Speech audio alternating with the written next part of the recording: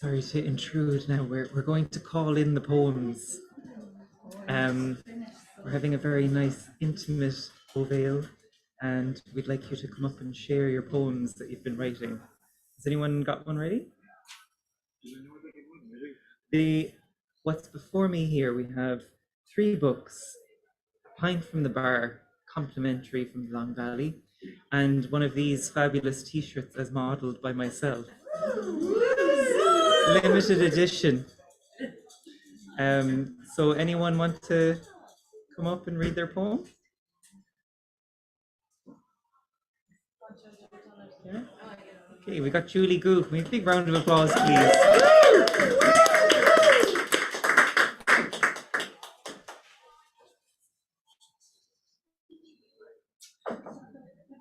Hello, happy culture night. Hesitation, perspiration, as the hungry crone fiddles with pennies in her pocket, stood before the picture of an abundance of anchovies.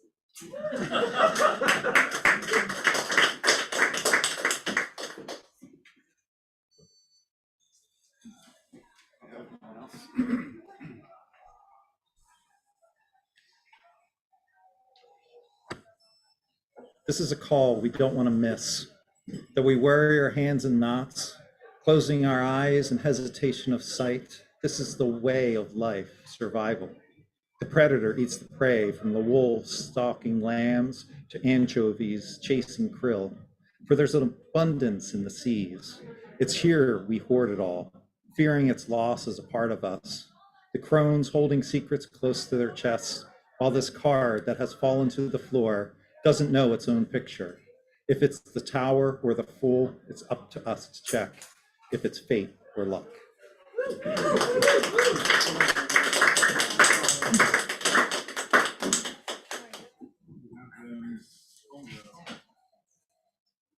Got an online reader. There's the back of my head. Really weird to see. That's the pongo. Round of applause for the pongo. Can you hear me? The scorched valley echoed his sigh of relief as his eyes revealed to him a small village at the top of the hill. With sweaty, sticky fingers, he reached deep into his fanny pack and produced an aged photograph. He stared at it for a moment before shutting his eyes. In his mind, he pictured the legendary village foretold by the chief priestess, the land of divine female society cast out, wrinkled by age and years of bowing down to a selfless Jake lazy to do his own chores. Without hesitation, he opened his eyes, took a deep breath and gave thanks for the cards life dealt him, accepted the title outcast, like an anchovy accepts fate as it fights for space in the net. Peace. I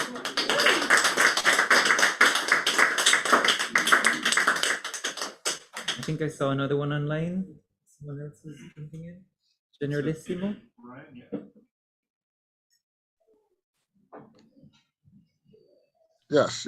Bear with me 1 second while I pull it back up. Here we go. There once was a crone whose picture was taken eating a pizza with extra cheese, mushrooms, asparagus, and anchovies. The crone, who was a quite well-known crone, smiled as she lifted the slice ever so carefully from the pie. That strands of melty mozzarella tried to hang on to the pie unsuccessfully. She gleefully bit into the slice, wiped her mouth with a napkin, took a swig of frothy, fresh from the tap lager. Then without hesitation, she reached for a bottle of green Cholula hot sauce and dotted the slice abundantly with the hot sauce, took a bite and said, "Geez Louise, this pizza tastes too good to be true." After her picture eating the pizza appeared on page 6, the former movie star Old Crone, who owned the Old Crone Brewery, started a line of frozen supermarket pizzas.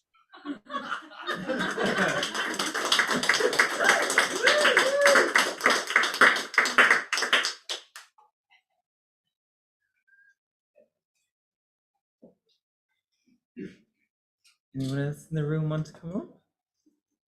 Oh, we've got a few. Got a competition. Okay. Can we have Antonio? Yeah. Round of applause, please. Hi. So this poem is called Lost Harbor. Massive smokes on the harbor. The old port sets up its crown lights. A picture of an ancient mariner who traveled for the seven seas, whose heart has been educated without hesitation, and eyes full of blue, like a deep sea, following playful mermaids, lost anchovy of love, who enchanted even the worst pirate with an ancient magic, whisper of abundance of far and wild islands. Thank you.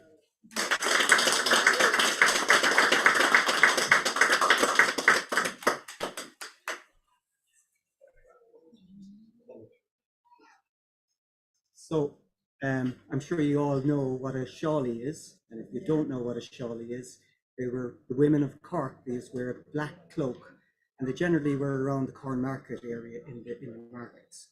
Okay, so this is all about a vegetarian shawley. Okay, lots and lots of abundance paints a picture of an old hag in a crone who is hesitant to eat a fish in a tank with an anchovy.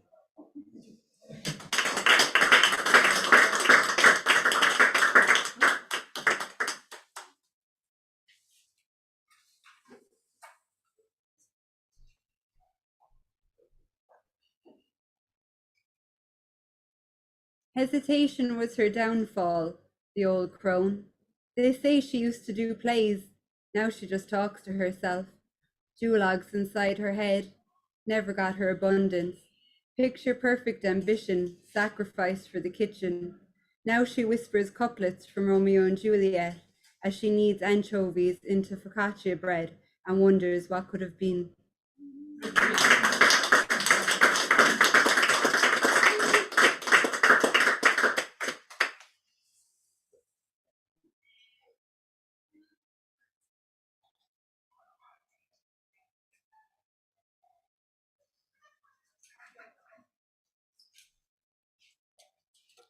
Anyone else in the room want to come up?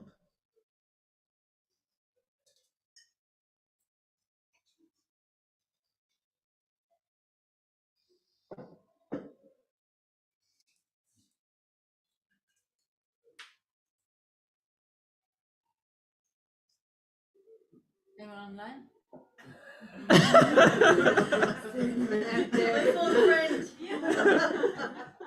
We need a poem. Emergency.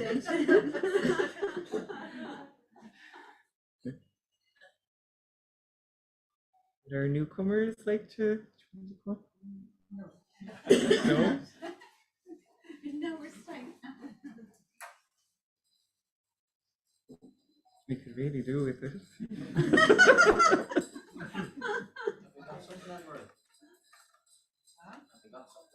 I'm going to just start. If all the 5 words are in it, that's no. I think so. So look, I think we'll get to our voting. So do we have online voters as well? Okay. So it's kind of a complex combination of, crowd reception and online votes, and we kind of put them into a subterfuge, and then we find out who is the winner. So I need to consult with the internet.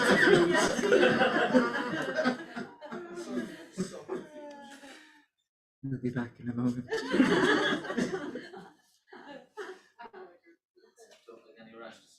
Online people, start putting names in the chat, please. There's no rash decisions here.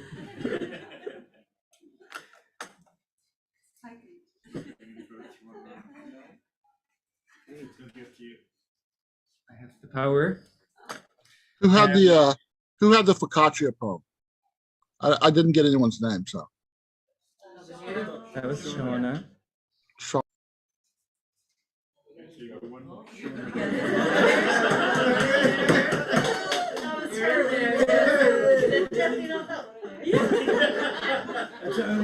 Only one vote. One for Shauna.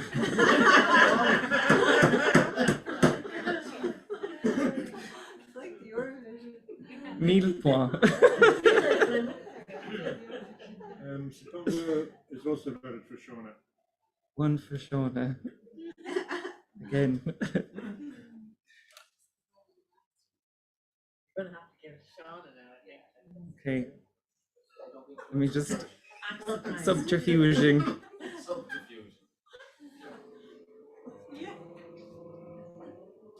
The winner of tonight's 5-word challenge is Shauna Lee Lynch.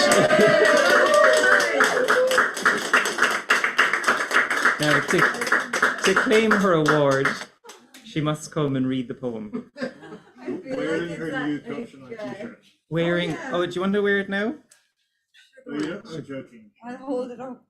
Do you know what awards Photographs. when people have to pretend that they didn't want it, they want it. It's here. Right here. Will I hold it up while You they're can reading? hold it up while I'm reading. Shauna, can you face a little bit this way? Okay, like this. Yeah. Okay. Okay.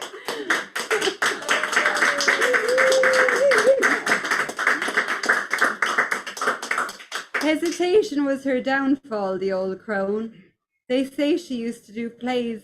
Now she just talks to herself. Duologues inside her head. Never got her abundance. Picture perfect ambition, sacrificed for the kitchen. Now she whispers couplets from Romeo and Juliet as she kneads anchovies into focaccia bread and wonders what could have been.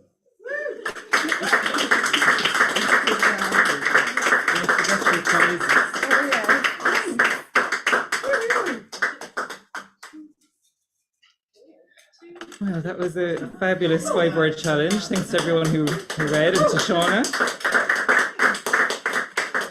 Okay, so we're going to move on to our next portion of the evening.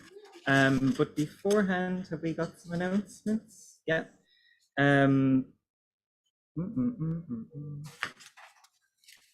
Okay. So first of all, we just want to say that Ovale aims to maintain a safe space for writers and attendees, and subscribes to the Arts Council's Equality, Diversity and Inclusion policy. We ask participants to maintain respect when communicating and to report any offensive behavior to Ovale. The 10th 5 Words International Poetry Competition continues.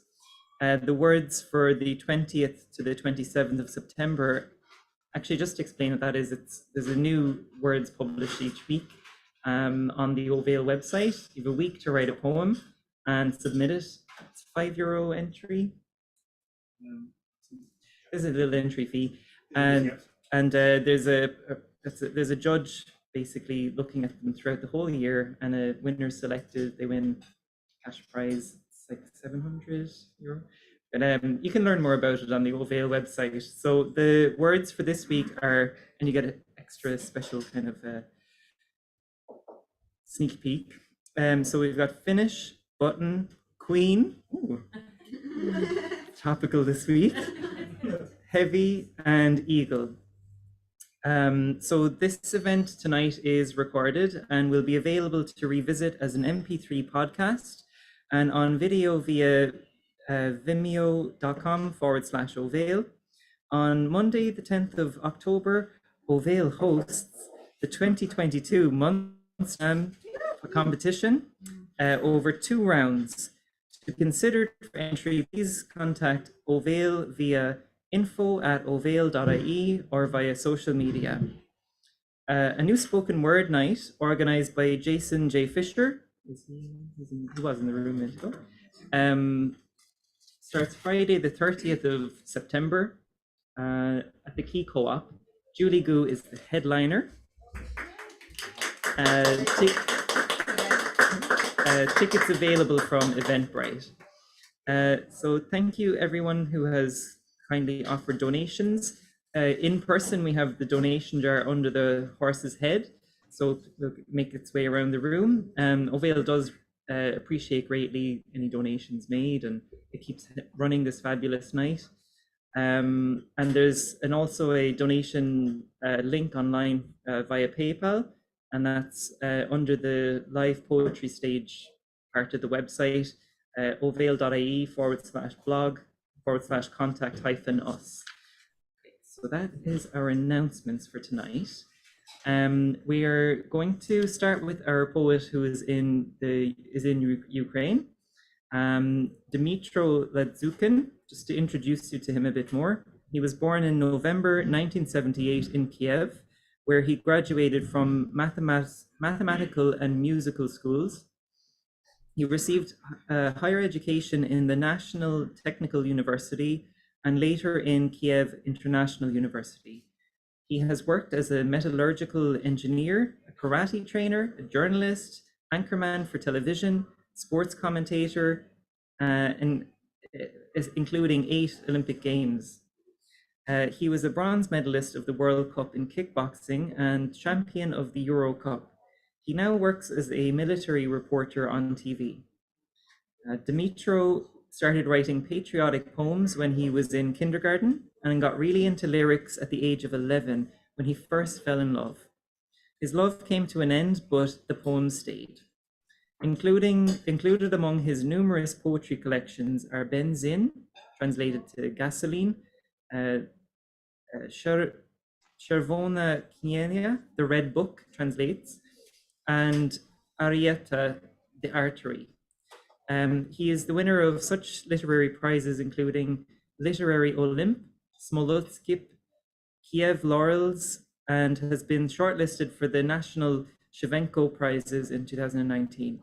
He also won the inaugural Open Ukrainian Slam Championship, and he was a scholarship holder in the program God Polonia in Poland. His poems are translated into 10 different languages. Can we have a big round of applause, please, for Dmytro Lazutkin?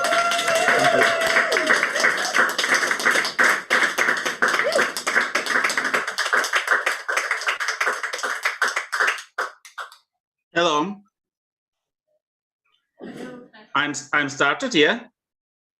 Yes. Oh, okay. I'll listen to me. Good evening, everybody. Excuse me for my bad English. I am poet, really. I'm Ukrainian poet. My texts now not ironic because in Ukraine war, because I am a war correspondent, reporter now. My style. Yes. Okay. First poem in Ukrainian and after translate. Весна у Прирепінні. Заїхали танком у двір. Сказали: не ходи тут, бо пристрелимо. Так і сидів у підвалі вдвох зі старою мамою. Їли консервацію, солоні огірки, мариновані перці. До вибухів звик швидко.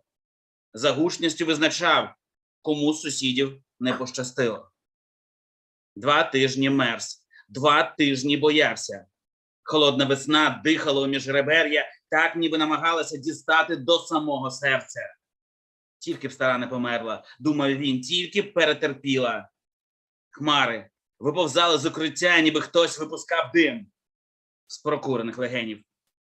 Чужі голоси цього разу були чужими, як ніколи. І все, буквально все буяло і ширилося. І стільки навкруги всього дивовижно, аж очі розбігалися. Ось могила у міському саду. Ось могила у ближній лісосмузі. Ось ще одна могила посеред клумби, де ґрунт особливо м'який. Так мало землі для нас всіх. Так багато нас для цієї землі. Одного дня Вони поїхали. Розвалений паркан, який обіцяли поремонтувати. Так і лежить. Окей. And translate. Spring in the European suburbs. They drove a tank into the yard. They said, "Don't loiter here, for we'll shoot you." So he has stuck in the cellar, together with the old mom. 8 preserves, salted cucumbers, marinated sweet peppers.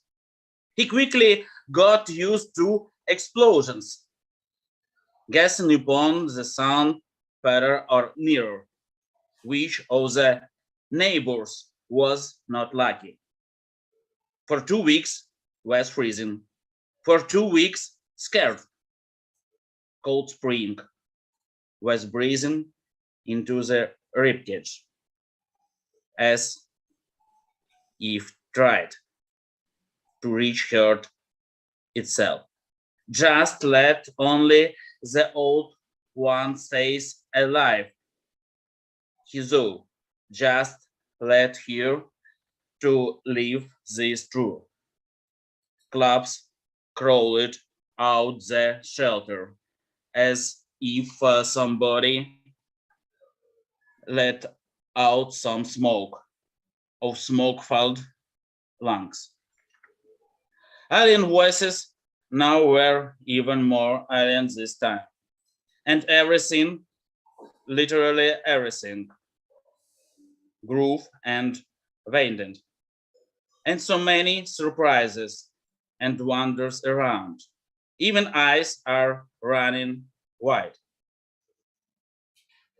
Here is a grave in the city garden. Here is the grave in the nearby grove.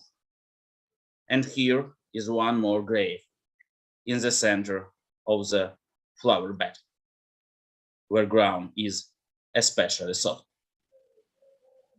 There is so little ground for all of us. There is so many of us for this ground. And one day, they're gone. The fence that was promised to be repaired, stays ruined until now.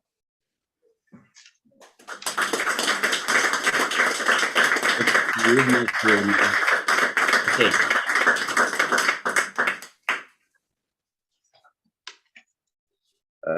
One more. Школа. School. Розбомблена школа. Тріумф російської зброї. Добре, що учнів вивезли ще до початку обстрілів. Інакше б не вижив ніхто. У кабінеті географії звисає шматками розірвана мапа світу. Підручники безпорадно розкидані на підлозі. Антична література з обгорілими корінцями. Новітня історія з вирваною серцевиною. School. Bombed school is the triumph of the Russian weapons. It is good that pupils were taken away. Otherwise, no one would survive. There's map of the world is handing torn in pieces. The room for geography. Helpless textbooks scattered on the floor. Ancient literature with charred covers. Is a recent story with a torn core.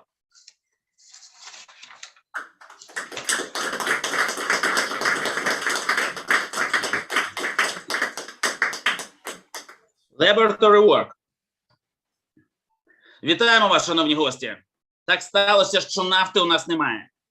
Тому все, що вам треба, ми можемо віддати кров'ю. Крові у нас вродило вдосталь. Кров – наша національна валюта, бо чим нам розплачуватися ще? Кров – наша національна ідея, бо стрімко згортається і тече у сиру землю. З крові наші автобуси, з крові наші верстати, наші жінки найкращі з крові і молока. Кров можна смоктати шприцами, а можна насосом качати. З відданістю вампіра, з впевненістю бика. Як виявилося, вишивати на рушникові теж треба кров'ю, бо інакше стежини долі заплутаються, ніби студенти-хіміки на лабораторній роботі. Кров міцна, мов ранкова кава, кров дешева, як ніколи, кров солодка і кров солона, кров у зручній упаковці українського солдата. У нас навіть любов найлегше римується з нею. Кров, любов, хоч донестями, хоч на одній ніч, все одно любов і кров, хоч залийся. На крові наша віра, на крові наша надія, наші провини і наша відданість холодній зброї. Тому, шановні гості, не соромтеся, сідайте, беріть пластикові стаканчики, вмикайте улюблену музику. Україна – золота рибка у чорній венозній воді. Laboratory work.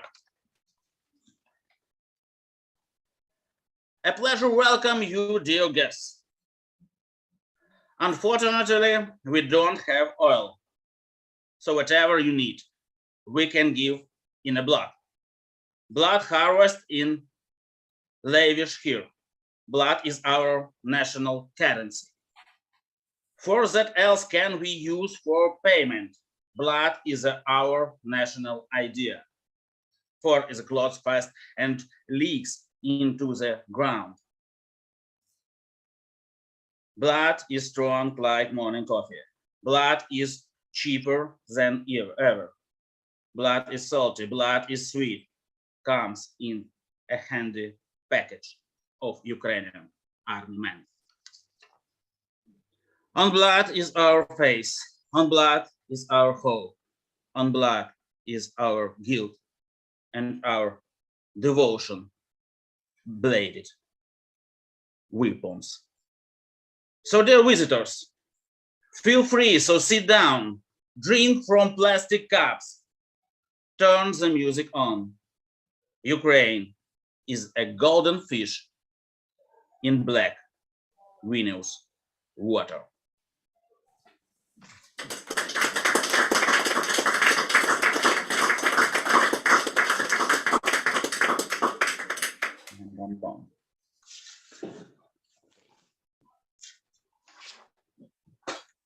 Хороший план. Темна енергія спалахує і проривається. Вночі мені подзвонив мій перший тренер з карате. Каже, що хоче вбити Путіна. Зізнається, пробував самотужки направити енергетичні потоки. Але ні, там кругова оборона. Ледве отягнувся від контрудару. Переконує, нам потрібно згуртуватися. 100 мольфарів, повторює, потрібно хоча б 100 мольфарів, цілий підрозділ, так би мовити. Хтось відволікатиме, хтось прикриватиме, хтось буде відтягувати увагу на себе, хтось атакує. Ціла стратегія.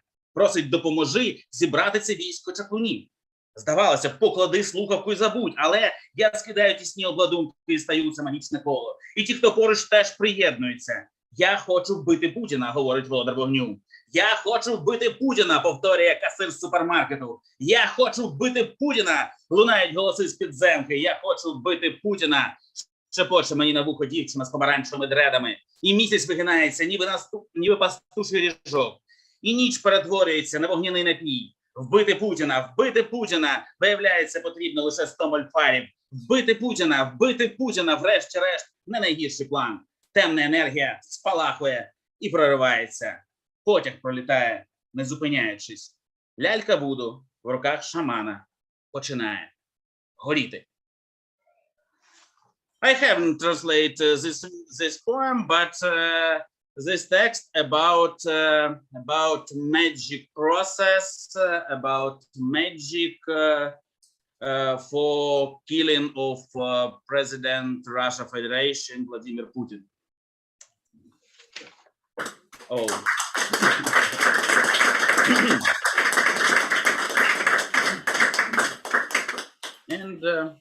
And next text. Spring squashes the first insect, and the street smells of cucumber's juice. When you stop, a wind's crossing under a red light. And there's no chance, no hope, and hundreds of cell phone explosions. Name the tune. Come up with a tune. Now you own. I can't hear anything. I can't hear anything at all. Your airships of red clay, like peels tossed into a dampened chalice of space. Your dentist tools play amongst themselves in their free time. And emergency instruction constantly repeat. You must adapt. To any situation, you must adapt. Spring has killed in insect. I'm seeing worse monsters.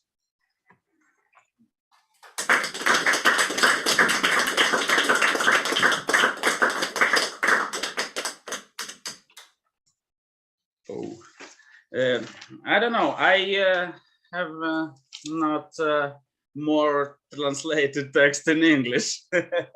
maybe one more in Ukrainian last text. Okay. Sure. Okay.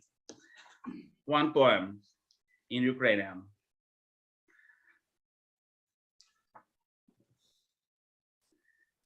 Пора тривка, мов імена загиблих, і вздовж кордону тягнеться трава. Я вигадав тебе на перший видих, на другий я відчув твої слова. Ніхто не знав, де згуба, а де зрада. Прицілом поєднавшись, мов хрестом, листок здригався, зависав і падав. Бездомний пес крутив своїм хвостом. І ця країна, що м'яка, як глина, і зорі, що у темряву течуть, на пагорбі примарилась дитина, вона прозора. Її не б'ють. Все знаєш, розділиш дні і ночі, навпомацьки йтимеш крок у крок. Ти обіцяв, я вірив, Авва, отче, лови мене на зламаний гачок. Я твоя риба, я за течією, в осінньому тумані край доріг, вимолююся правдою твоєю, та витікають цівкою з-під ніг. Але такі зручні тепер світанки, така непевна між краплин хода, що ранами вимірюються ранки, що кров'ю напивається вода, і щось таке беззахисне між нами звивається в осінню каламут, і тіні сновигають блокпостами, занурюють, закурюють і мовчки далі йдуть. Thank you so much. Excuse me one more for my English. But I hope that you all understand me. Yeah, we did. Thank you. Oh, very good, very good. And Dmytro Lazutkin, Ukrainian poet.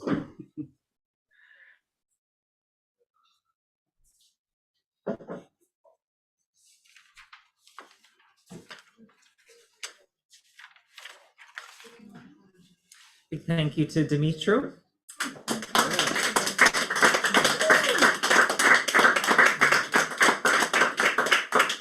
And next we have the inimitable Stan Notte. And for those of you who haven't come across Stan Notte's fabulous work, here's his bio. Stan Notte is a writer, poet, an artist and performer whose work has appeared in numerous print and broadcast media outlets. As performer, Stanley has provided support for Stephen James Smith, Linton Kwesi Johnson, and has appeared at a wide range of Irish festivals.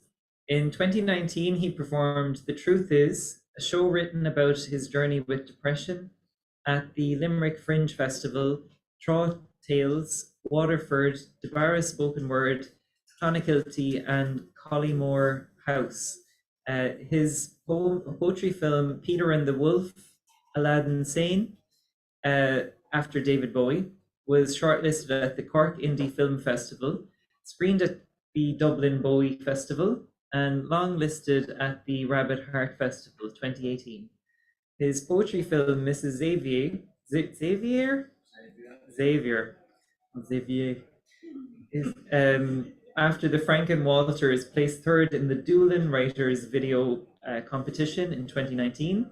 His Cork Boy, Nothing But a Ghost Town music video was screened at the Cork Indie Film Festival in 2021.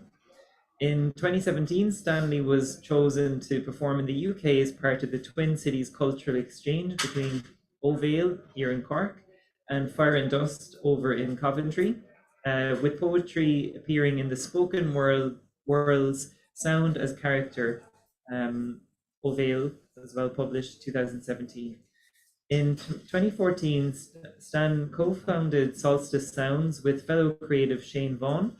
A biannual production called Solstice Sounds remains the only regular spoken word publication to have been produced in Ireland, which Stanley and Shane curated until 2018, releasing 8 editions, each of which were featured an eclectic range of spoken word recordings.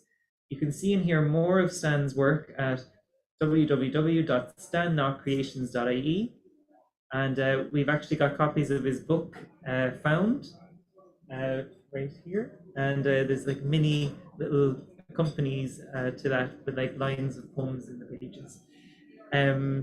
So can we have a big huge round of applause for Stan Nong?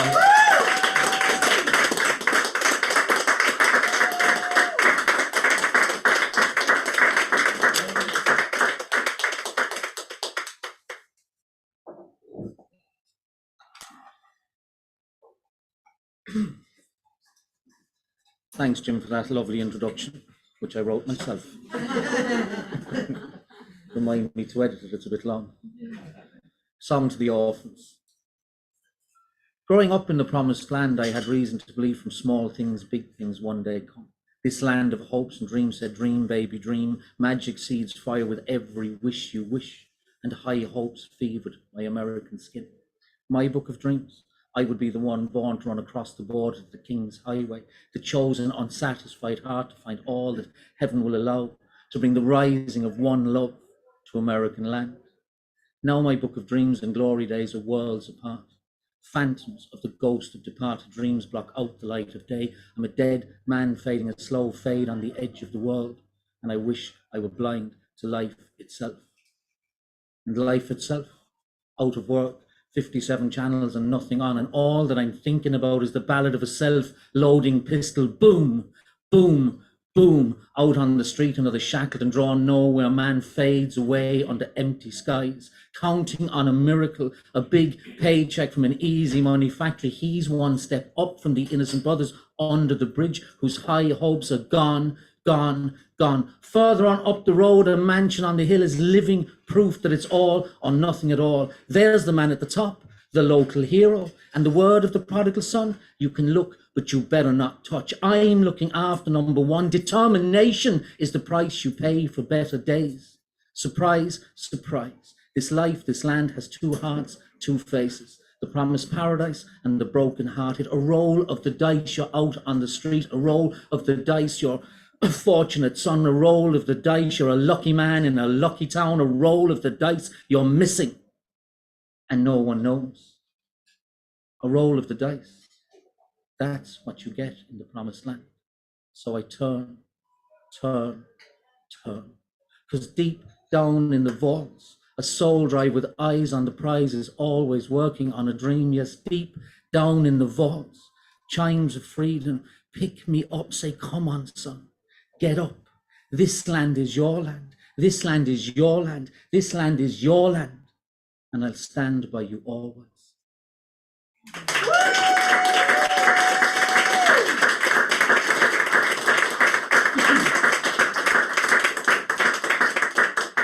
So that's the poem that opens the brand new collection, hot off the presses just yesterday evening.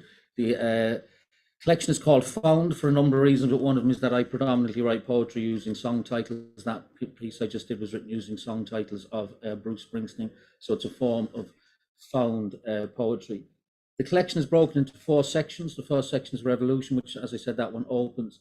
The second section is about love. There's a section about mental health, and there's a miscellaneous section that I call Have to Get You In, or Got to Get You In. This next piece I'm going to do, I want to dedicate to all our Ukrainian friends. I'm so glad I wore the jacket, actually, because the previous guest had a costume as well with a helmet. I did get this jacket specifically for tonight. It's not mine. I don't think I'll wear it again. Not that I don't think it's fetching, but I just thought it was appropriate for tonight. So the next poem I'm going to do is the poem that closes the revolution section, and it's a poem that causes me an awful lot of psychological angst for a number of reasons. And if I told you all about the psychological angst, it would be the last poem I'd read tonight, so I won't tell you all about it. But I will tell you that the main source of psychological angst is it makes me feel like Bono. And who wants to be fucking Bono? A narcissistic human being with a messiah complex. And the reason it makes me feel like Bono is that it was written about the centenary for the 1916 Rising. And I realized after I wrote it, it can be read or heard as a Republican poem, but that's not how I wrote it. I wrote it as a piece that imagines what's going through a man's mind when he gets out of bed to go to fight for his country on the morning of the Easter Rising. I know women went to fight as well, but the poem is written from a male perspective. And I realized that if I started saying to people, this is not a rebel poem, I'd be like fucking Bono introducing Sunday Bloody Sunday. So I put the poem away for a couple of years, but I dragged it back out again. So this is Restless Farewell. Goodbye, my darling asleep. Goodbye, my little son. I'm off to Dublin in the green for Ireland, my Ireland. I know, my love, this is the day a lament for the lost and right of man will breeze from Clare to here. I know, my love, this is the day the Derriere and Dingle Bay hear the call of bold Fenian men, James Larkin, Padraig Pearse, and that the answer from sweet Tralee to Skibbereen, where the sun and a soldier's song is rising, will be wrapped the green flag around me, boys, and we shall overcome. So blow, ye winds, a dream of liberty. Blow, ye winds, a Celtic symphony. And over Ireland all, let the people sing. Rebellion, freedom, go home, you British soldiers. You'll never beat the Irish. And blow, ye winds of Providence to protect. It's what our journeys end. When the boys come rolling home, or the women of Ireland see a soldier return, not a bunch of red roses on holy ground, and bagpipe music at a grave. Marked here lies a soldier, and blow, ye winds of Providence to protect. It's what our journeys end. Every soldier's son can hug the old man and know once more love's old sweet song. And blow, ye winds of Providence to protect for the working man in Belfast and the boys of Fayhill, who, remembering the flight of the Earls and the great hunger, will win freedom from the big, strong man. I know, my love, in Belfast and Botany Bay, Irish eyes are smiling, for this is the day that the foggy dew in the valleys of Knocknor and the gay Galtee mountains sing a song for Ireland, my Ireland. I know, my love, this is the day that Waterford boys and Galway girls were in the green for Ireland march to freedom. Yes, my darling asleep. Yes, my little son. This is the day. So goodbye, Irene. Goodbye, lovely Johnny. I'm off to Dublin with James Connolly and Michael Collins to say farewell to an Ireland unfree.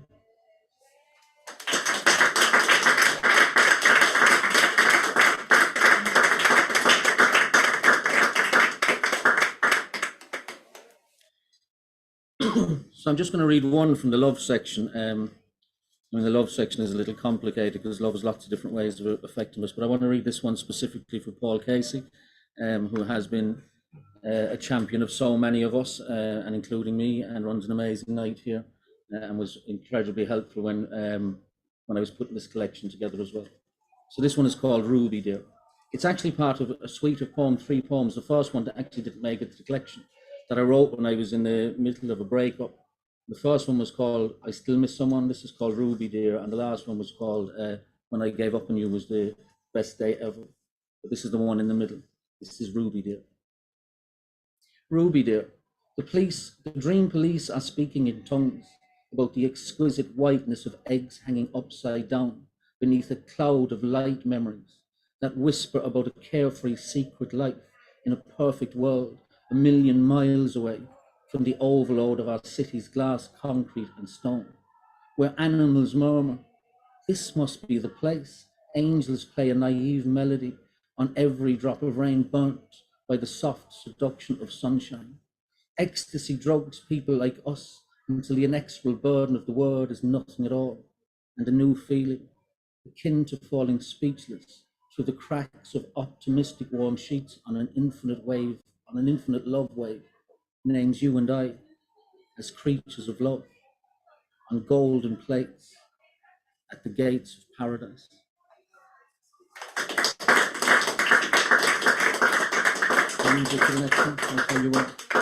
So I'm going to do two pieces from the mind game stroke mental health section of the poem. I've had a long journey, experience, battle, whatever you want to call it, with mental health. It's been an incredible gift in the end, but there are times when it doesn't feel like this. So I'm going to do two pieces, and I'm going to do it to a backing track. Big shout out to Dave O'Connell, Dave the Bunker O'Connell, who put the backing track together. It's a morphing of Joy Division's Atmosphere, which is one of my favourite songs. The first piece was written using Joy Division song titles, and the second one was written using Depeche Mode song titles. I suppose trigger warning, it's a tad dark.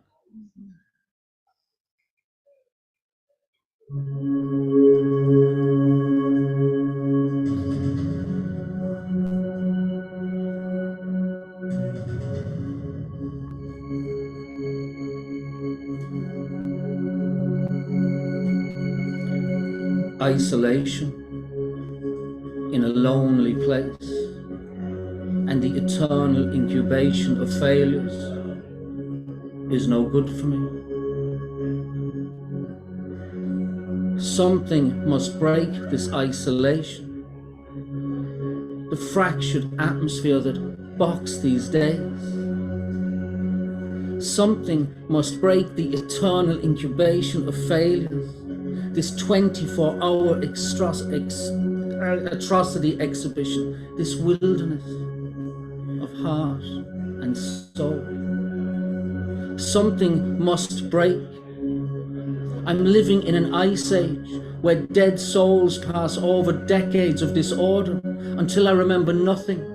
No love, no chance, no insight. Something must draw me back to the sound of music, pleasures, an ideal for living. Something must break the colony of shadows, playing permanent auto-suggestion transmissions of the kill ceremony. Something must draw me closer to a new dawn, a means to an end. Something must draw me within sight of substance, or something will fade until totally still.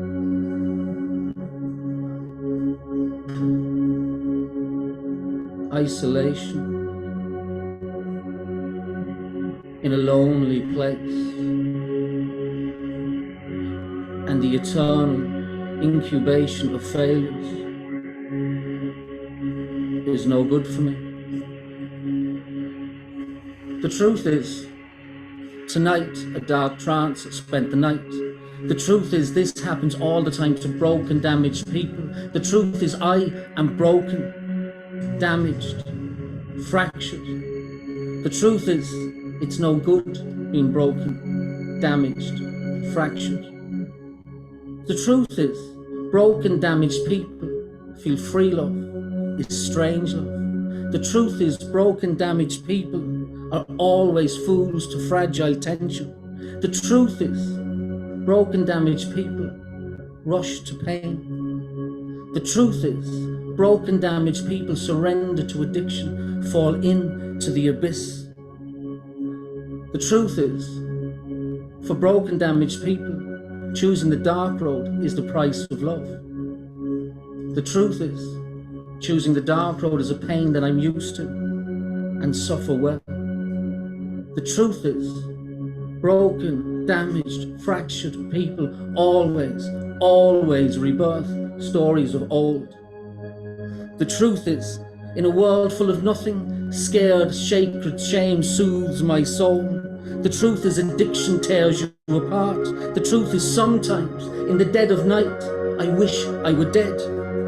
The truth is, I will promise you, I will hold on. The truth is, the child inside is miles away, gone, lost. The truth is, all I ever wanted was to shake the disease. The truth is, I just can't get enough of endless excess and compulsion. The truth is, pain stripped my joy. The truth is, pain shouldn't have done that. The truth is, one light, one sun can light my caress. The truth is, the future starts here. The truth is, when turning away from condemnation, I feel love. The truth is, I promise you, I will just try. The truth is, the great outdoors soothes my soul. The truth is, better days remotivate me. The truth is, I'm in control. The truth is, nothing is impossible. The truth is, I like that insight. The truth is, I am human. And the truth is, I am you.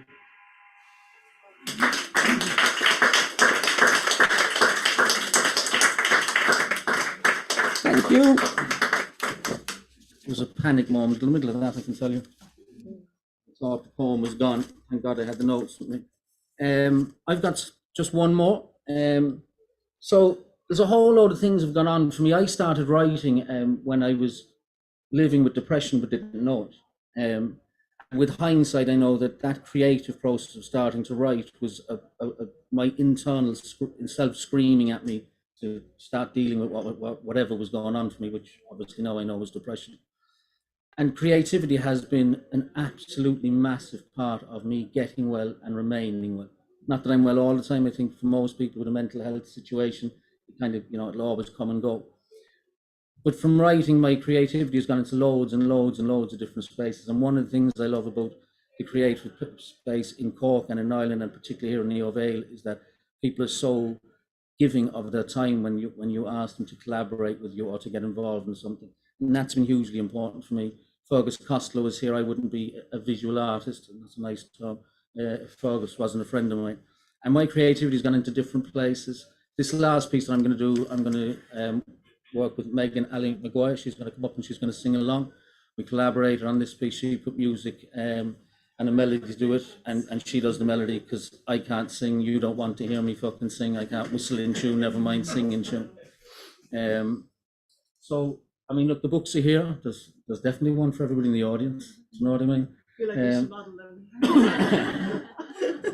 And I'm just going to show you. So because I'm such a music fan and my work is influenced by and derived from music, it's gone into all these lovely places. So I'm now in the place where I'm designing record sleeves for the poems that I write. So this one is The Eels. This is about the poem that the last poem is going to be by one of my favorite bands, absolutely amazing. This one is called Dmytro, Hot and Cold. Stand Up Creations presents Hot and Cold, an Eels juxtaposition, double A-side, 12-inch. So, and there's a quote on the back of which I love. Sure, I'm a weirdo in some ways. This is not my quote. I know you think it is on that line, but it isn't. It's from Mark Oliver Everett, the lead singer of the Eels. Sure, I'm a weirdo in some ways. I hide in my house a lot, autobiographical. But all things considered, it could be a lot worse, and it fucking could be. So inside then is a piece of vinyl with the two poems. This one, this side was a really dark poem. This is the poem that I'm going to finish with, that Megan is going to sing along with. And this was an interesting process for me because I'd learned not long beforehand that despite the fact I'm using other people's work as into my work, I can actually make a decision on what I want to write about. That last piece, The Policy of Truth, was a very good example of that. And the Eels have a reputation of being a real negative, downtrodden, depressing band, and they are. But they're also amazingly upbeat in different places. So I went into the piece thinking, what if I could write something really positive? And this is what came out. And it's called In Gratitude for This Magnificent Day. I do so many things to keep me well, and gratitude is one of them. And so it's a very personal poem because I will go to bed tonight and I will write down a list of things that I'm grateful for. One of them is the fact that I'm here tonight and you guys have decided to turn up and spend your time with me, and for reasons best known to yourself, allow my words to infiltrate your ears and consciousness. So Megan to sing poetry. Fine. Thank you so much for being here. Thank you for thanks again, Paul, for tonight. Whenever you're ready. What a day, what a day, what a day. I fell into a parade. On the blue skies, a cloud in my way. I watch it dance. I'm a hummingbird. I'm feeling so good. In with the misfits, useless trinkets, tattoo loveless, the rusty pipes in our cathedral. In the yard, behind the church, a Jehovah Witness prays into God's silence for a good deed, while a pretty strawberry blonde ballerina with eyes down dreams about being a true original. And an altar boy with a fly swatter, fingertips a daisy looking up through concrete at skywriting that says, "Oh, what a beautiful morning." What a day, what a day, what a day. The clouds fell into a parade. On the blue skies, not a cloud in my way. I watch it dance, I watch it dance, I watch it dance. There's something strange about an altar boy with a fly swatter, but I like the way this is going. So when an oh so lovely lilac breeze flowers and animals answer bone dry apples that blink like shining lights, a kindred spirit maybe tips longing that feels like the beginning of I can't help falling in love into this town, and an overture filled with all the things I have to offer: my sad raincoat, a $200 tattoo, the mistakes of my youth, soar like a swallow in the sun singing, "Hey man, now you're really living." What a day, what a day, what a day. The clouds fell into a parade. On the blue skies, not a cloud in my way. I watch it dance, I watch it dance, I watch it dance. I know today is the day that estranged friends man up and bow out of the quandary of the last time we met. You were so unpleasant. Man, where I'm at is an epiphany, and the only thing I care about is living the mystery of life. So at dusk, I am building a shrine to this wonderful, glorious and magic world, because these are the things the grandchildren should know. What a day, what a day, what a day. The clouds fell into a parade. On the blue skies, not a cloud in my way. I watch it dance, I watch it dance, I watch it dance. In gratitude for such magnificent thing. In gratitude for this magnificent day, I am a hummingbird filled with longing that feels like the beginning of I can't help falling in love with all of these beautiful things. What a day, what a day, what a day. The clouds fell into a parade. On the blue skies, not a cloud in my way. I watch it dance, I watch it dance, I watch it dance. What a day, what a day. So again, thank you for listening. I'm going to ask you to just sing, just what a day, what a day, what a day. Megan will keep it going for as long as you make her keep it going. And thank you so much again. So, what a day, what a day, what a day, what a day, what a day. What a day, what a day, what a day. What a day, what a day, what a day. Thank you so much. Thank you so much.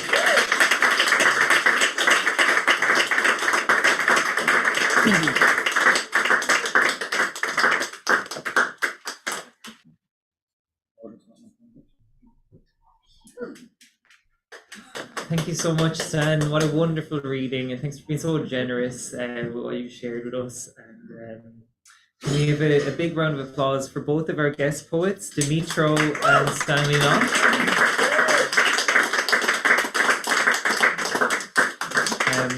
So we've got a list for the open mic night, and we're going to go on a little break now for 10-15 minutes. So if you want to read, we're going to have the open mic portion next. And okay, come up and sign up. Enjoy the break. Thanks.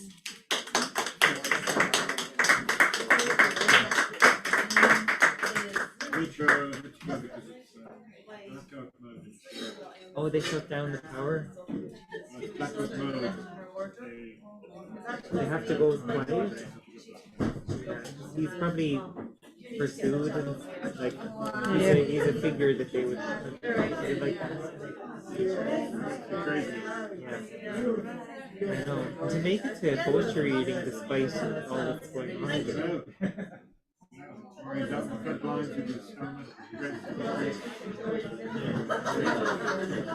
Oh, it's so mad. To get a sense of the poetry. Yeah. Not being able to understand the words. A few days previously, she mentioned the word flare. I said, what do you mean? They seem like I know there's a lot going on, but they seem kind of charged up and still empowered or something. I don't know, it's not. I don't know. There's a spirit in it. Yeah. Craziness.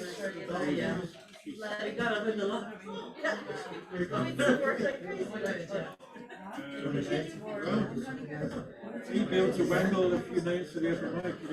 Yeah, it's starting to fill up, thank God. Yeah. Yeah. We'll reach the here. Work away. Yeah.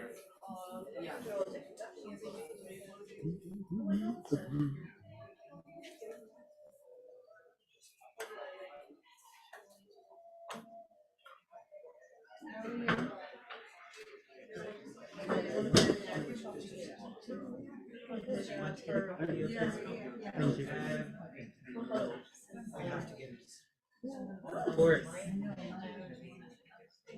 Could sell that in a few years.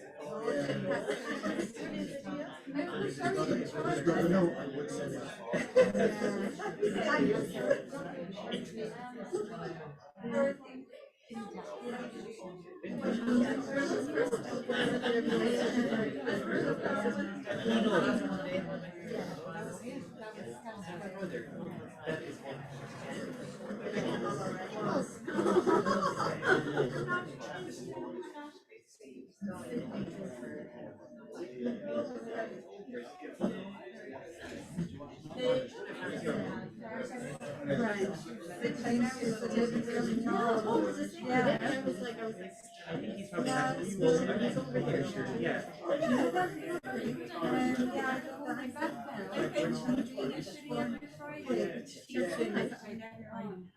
Are you going to do that? Yeah, I had the first one today. It was very good. Good, except when it came out, I looked at my phone to check the time, and at 3 o'clock on Culture Night, the Art Council sent me my rejection letter from my funding. I was like, you know, my microphone on. I got it too. I got the rejection too. Yeah. But you know, I had a feeling I was going to though. But on Culture Night, I know. of all of the nights. Yeah, it was kind of a stupid night to do. But I kind of had a feeling, so I was like, Did you spend a lot of time? no, I didn't. I literally just on my desk was like, give me one for my Yeah, I my figured studio. I was like, just like, pay my rent. Studio rent. I kind of. This week something in me just told to know you're not going to get it. And you're not going your way. I think I was a bit like, just to do it for the all got it. No, I didn't. I mean, but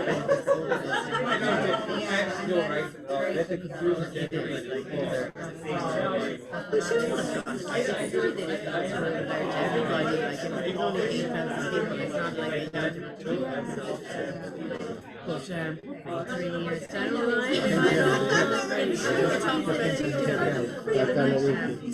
Which one is which? I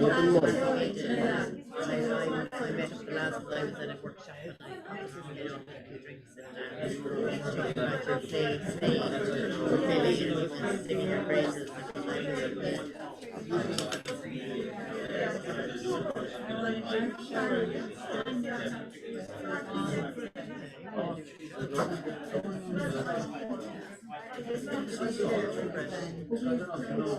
Made our homes and stuff.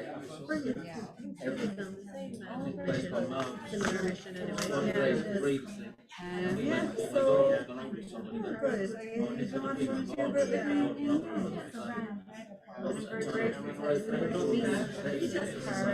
Do you know who else I found there? I was on a workshop yesterday and I really love it. He's fantastic performing. There's a lot of stuff for very fantastic performer. I don't know what you contributed, but I know you contributed, so that has to be Well, anyway, he's living in John as well, so I'm up and down Dublin, but he might be a good person to, he'd be a really good mentor guy. Just in terms of performing, he's brilliant.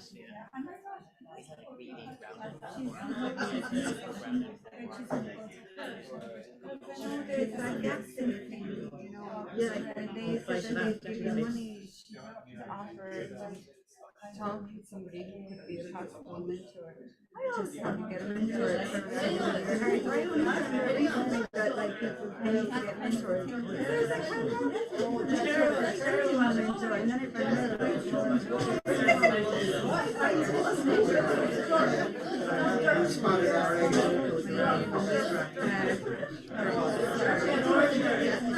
Putting your name down? yeah. Oh, it's down there, fine. Is it? Oh, no, no, you're not. Would I put you down? This side, yeah. How you doing? Hello, little weird one. How are you? You alright? I'm half actually. Half what? Half left. Mostly left. My cool little sister left it behind and flew to London when I was 7. Oh yeah. That means you come after me now. I was 18. I feel a bit like, oh no, Do you I'm actually? actually good. I actually fucking do, but I'll deal with it. That's an Irish very high class stage. And so I've done it. I mean,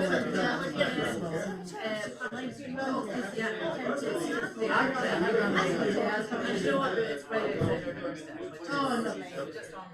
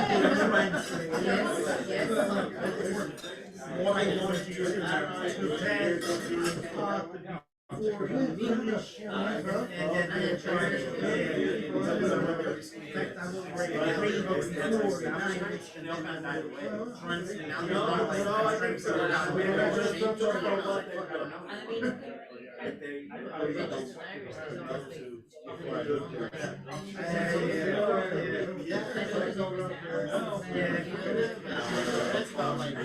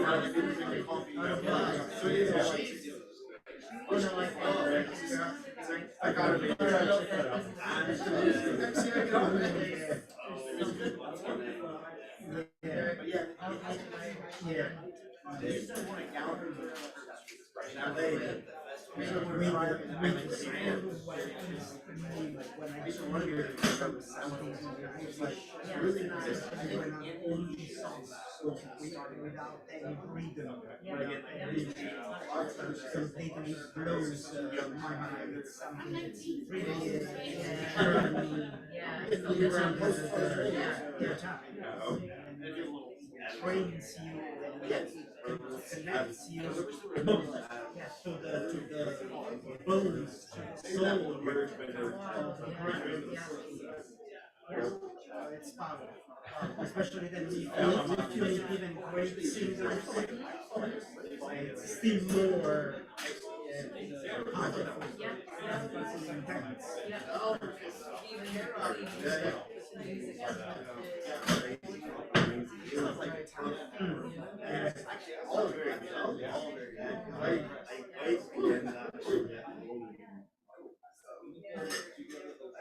I don't know. I always said probably I was wrong.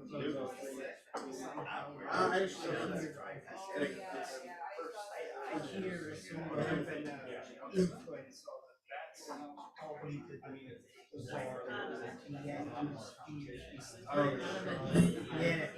because you can truly in the middle of nowhere, they come some clouds. Immediately they get dark. Before being waiting probably to rain, you can feel the pressure to this thing was even in this office that I went to see this she after she got to be like and now she cannot walk properly. As soon as it's raining, she got some pain in the knee where she was injured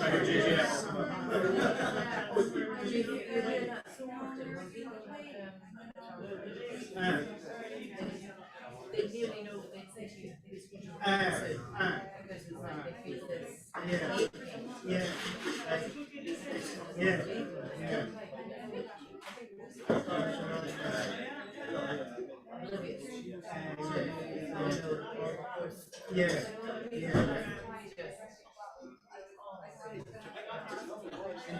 and here the connection with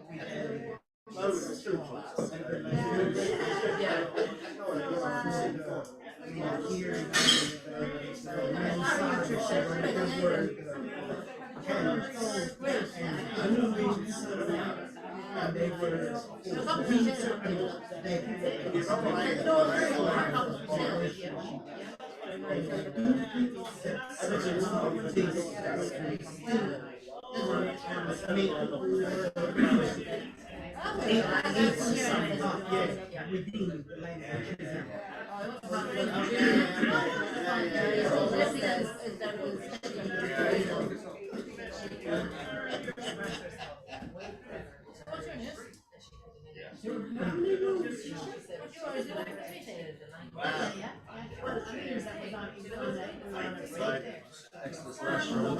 She's on the radio.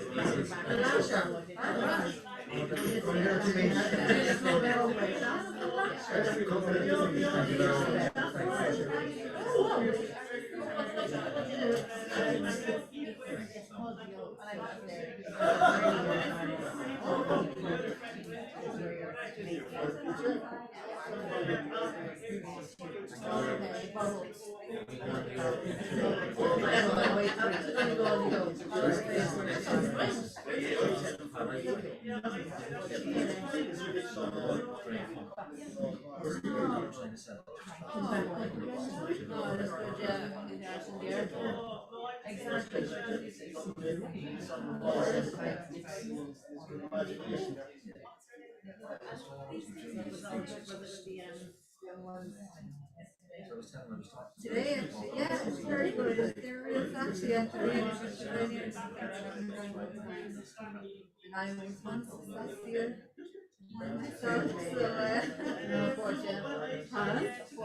Yeah, so, yeah. Yeah, but I have to be careful to not be like trying to show it.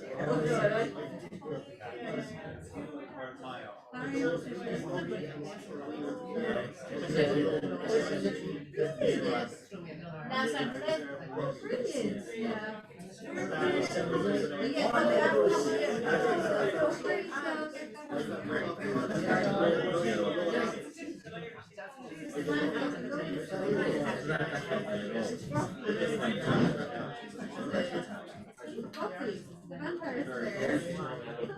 I know.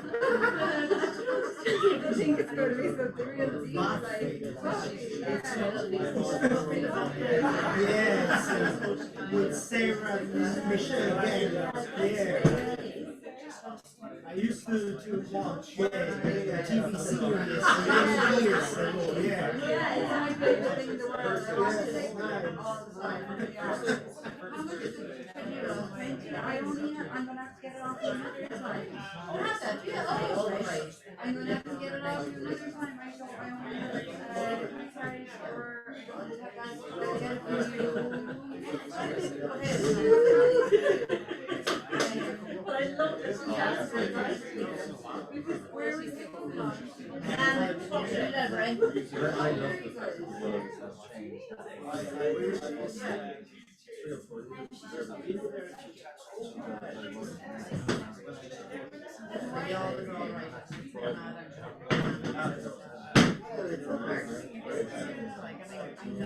And I am actually like hearing where everybody's business oh yeah. And I'm like, winter now. If I can get joined there is a bus at 11. But if I am working here, no, it's too late.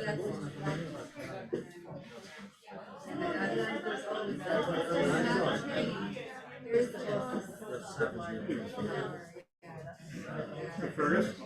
Oh, bless you. How would you drink, sir? Yeah? Yeah. Long time? Long time. Quite a long time. Long time. Good to see you. And bless you. I'm very sorry. Thank you. And keep people right home. I Busy, as you can see.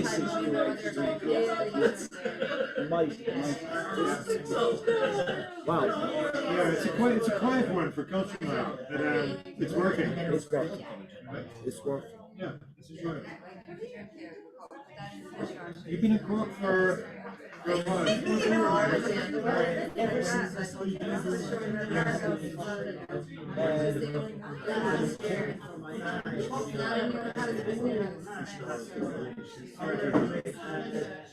I was caring for my mom when she passed. Last year, it's a time for it.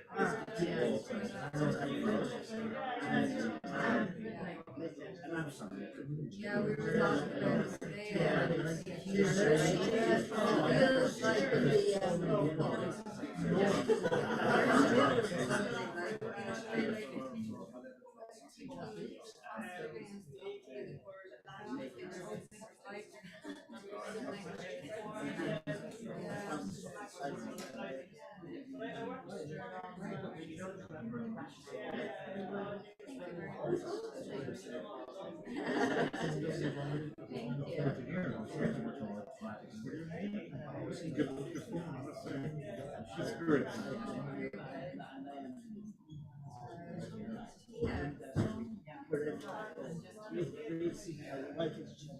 I got to put my hand.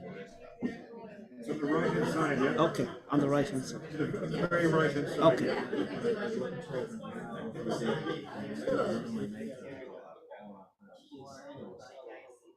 Cool.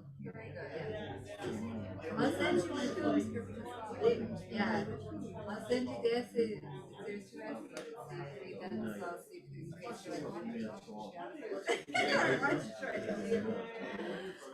if you ever want to read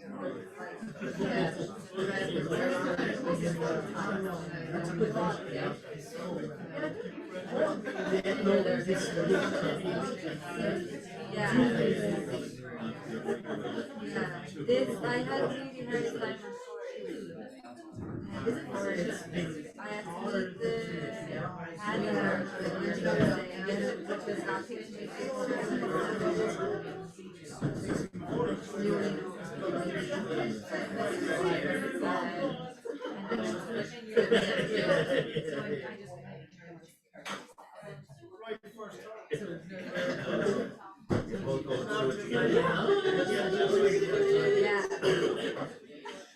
I was absolutely that's like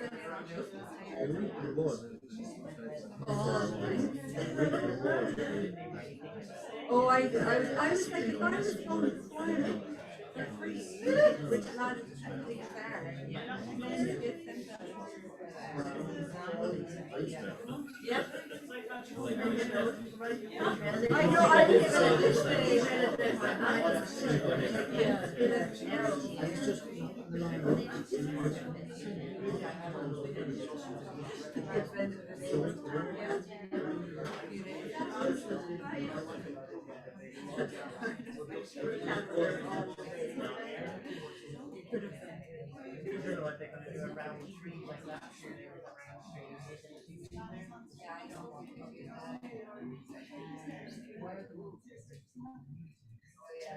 But that was my first time ever flying anything about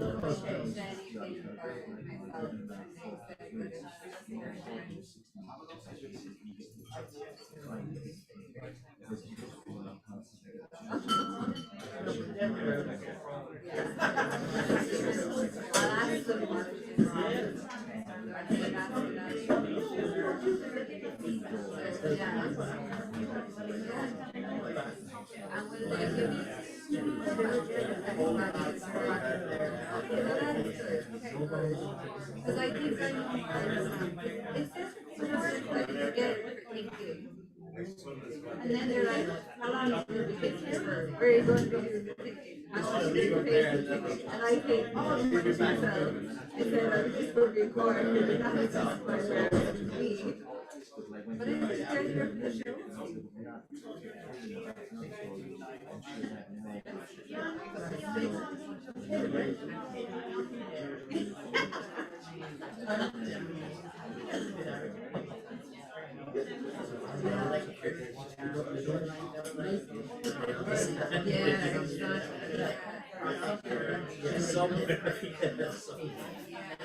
Because they want you to, and you know the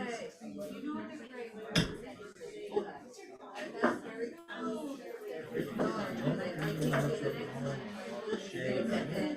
something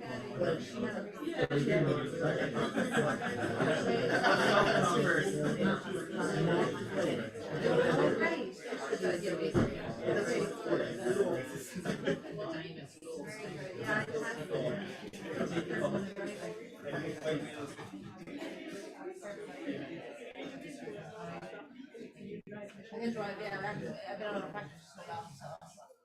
Oh, would you? You're going to keep on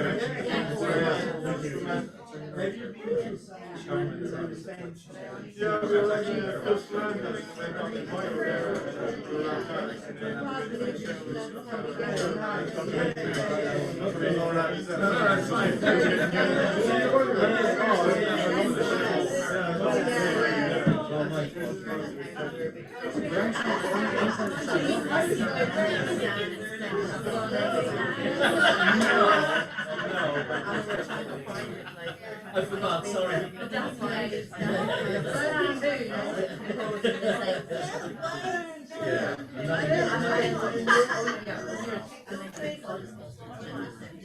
I was so amazing, so happy.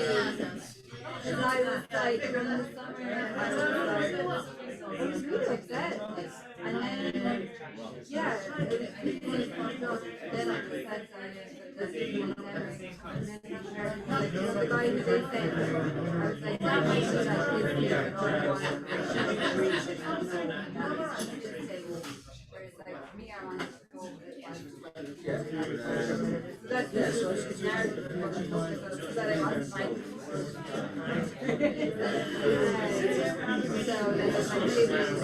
I do get to go and say that better than that. There's nothing like it's right when you really motivate, you know.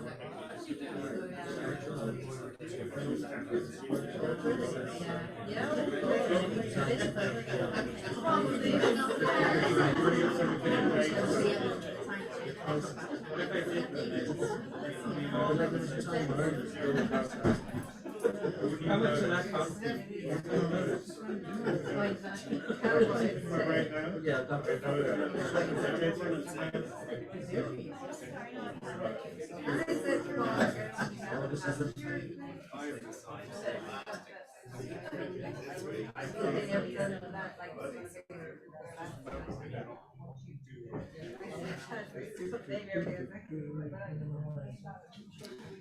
Hey guys, hello. I hope you had a nice break. We're gonna kick off again. But actually, before we get to the open mic, we have a debut of Colm Scully's poetry video, Culture Night, which she has performed at Culture Night every year for a good number of years. It was a 5-word poem that has blossomed into a poetry film, and can't wait to show you Colm Scully's new film.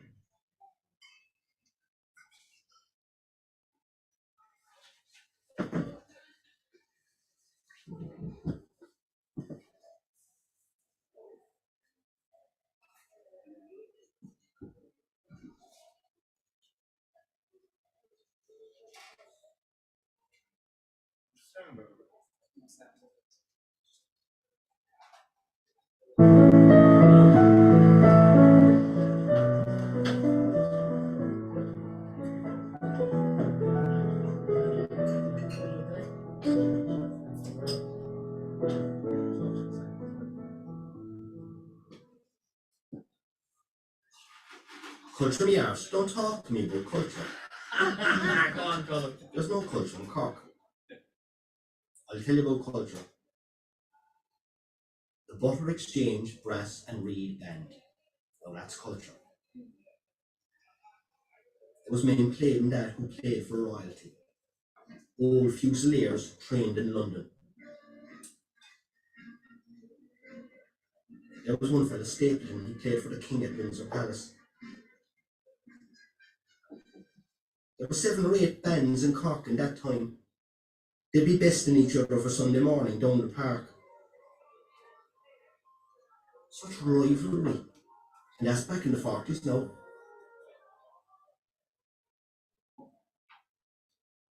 And choirs, don't talk to me about that choral festival. Bring in fellas from abroad. There were great choirs in Cork long before that. I remember up in the North Cathedral, Brother Jerome had a choir. Bass, baritone, tenor, whatever you like. Alice Fleissman was stunned when he heard him. He couldn't believe it. Culture night, how are you? Do you know what killed culture in Cork? The Republicans, when they burned down the Opera House. My God, the old Opera House. What a beautiful building. It had a wonderful circular entrance coming out onto Emmett Place. And the gorgeous old metal staircase inside. And the shows of Saturday night. My God, Gilbert and Sullivan. The Gondoliers. And that was the show. You know that, your father was in it. The Gilbert and Sullivan Society. That's not music they have no at all. Even Sunday Miscellany's got the pot. Gone are the days when you would hear John McCormack from morning singing a beautiful melody from Thomas Moore.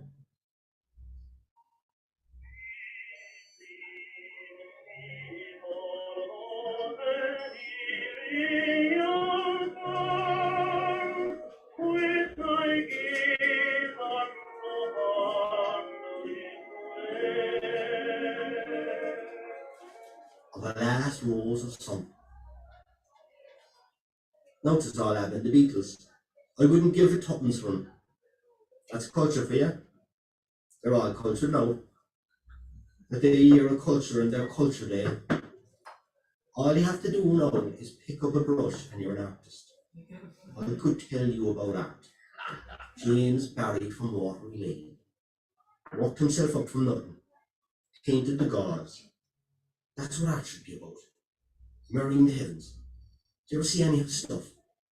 Classical. That's what it's all about. Copying the ancients, studying the masters. Like St. Mary's on Pope's Quay, or the courthouse. Oh, that's real architecture. Not like that St. Francis. They ruined that too. Knocked down a beautiful building to build that Byzantine thing. What do they know about churches? The Greeks. The Italians. That's who we should follow. That's where culture was born. Michelangelo, Da Vinci, Pavarotti. There's no culture in Cork. Not anymore. The only culture's in the butter. And even that's not right. I could tell you about butter, real butter, maybe your own way.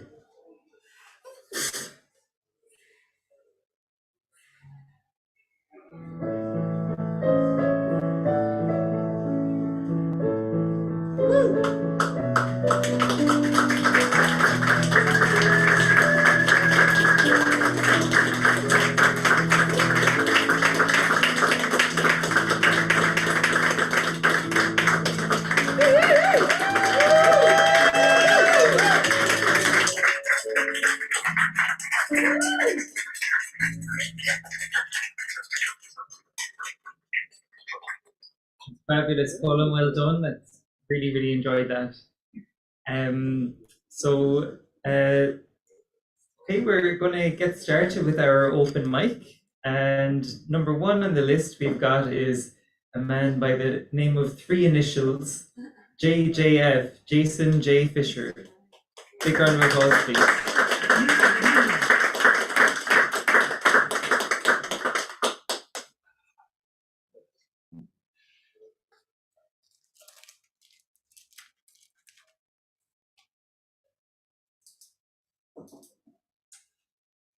This piece is called Diamond Shine. Most are, for the most part, complacent. Look at their eyes, so vacant. They won't understand how to generate a genesis. They'll just want to stand somehow art adjacent, seeing what leaks from the hands and heart of Jason, because my name is Jason J. Fisher. All I want is to write with such insight, the words are considered scripture. Go out at night chasing the light to freeze stars which flicker in a picture. But I was stressing, then guessing, now assessing that the absolute best thing is when it's all coalescing into the next thing, the correct thing. But back then, my thoughts were often scattered, lost within lots of plots, but without chapters, carefully considering how it all stops and are there hereafters? Because right now we're here. But what about after? And I find if you find the time to mind your mind, then mind your mind. You'll find you can redesign your mind, refine your mind.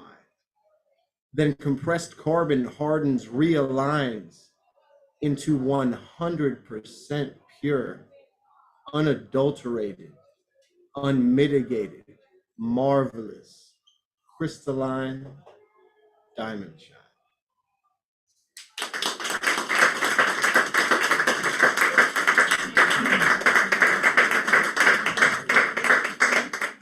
Big thank you to Jason J. Fisher. I actually forgot to mention once again, the Munster Poetry Slam is on the 10th of October here, 8:30. And if you're interested to participate and compete, contact Ovale at info@ovale.ie? Yeah.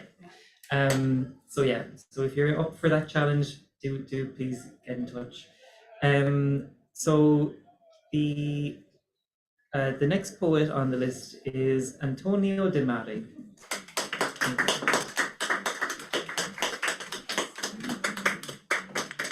Thank you for being here this evening. And this poem that I am going to read now, it's called Daily Luminescence. It's based on those moments of everyday life where somehow, even if we are doing something sort of repetitive, then everything stops and then comes something special. I have even challenged myself, and on the last 5 verses, I am going to read something that I have tried to translate into Irish. After, I will try even the translation into English. So, daily luminescence. 11:37 a.m. Cleaning the room. Window slightly open. Flying pieces of dust shine like spaceships. The perfume of the pages of an old book is mixed with the perfume of a soap. The pillow restores the thoughts. Flames on a liquid mattress. The balance that regulates the unknown. My suitcase is on the corner, full of journeys and miles. Marilyn Monroe's eyes, lips, face, and mouth, violated and repeated, never belonged to anyone. Innocent desire. Gloch is here and focal, torment primordial, Gluche gan theorein idir broin nabieta. Stone. The word is a stone. Primordial rumble.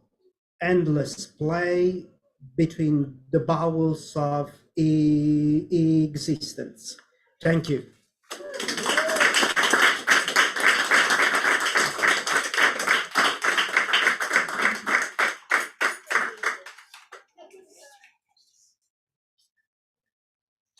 Thanks so much, Antonio. Actually, just for anyone who's just come, there's more room in the list, so if you want to get your name on, just come up with this for me. So next, could we have Patricia Walsh, please? Thank you, Jim. I launched my book there.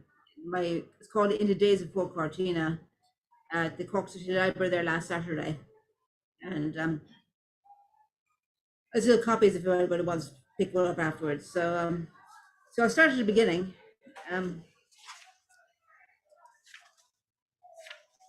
Sorry now.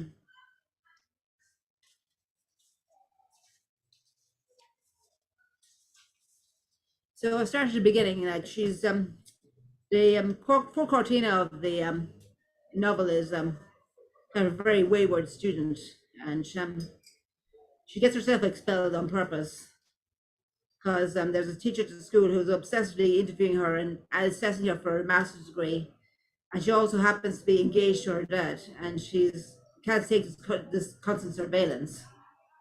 So here it is. Chapter 1. Slam the door behind you if you wish, said Sister Eucharia. For once, Cortina did as she was told.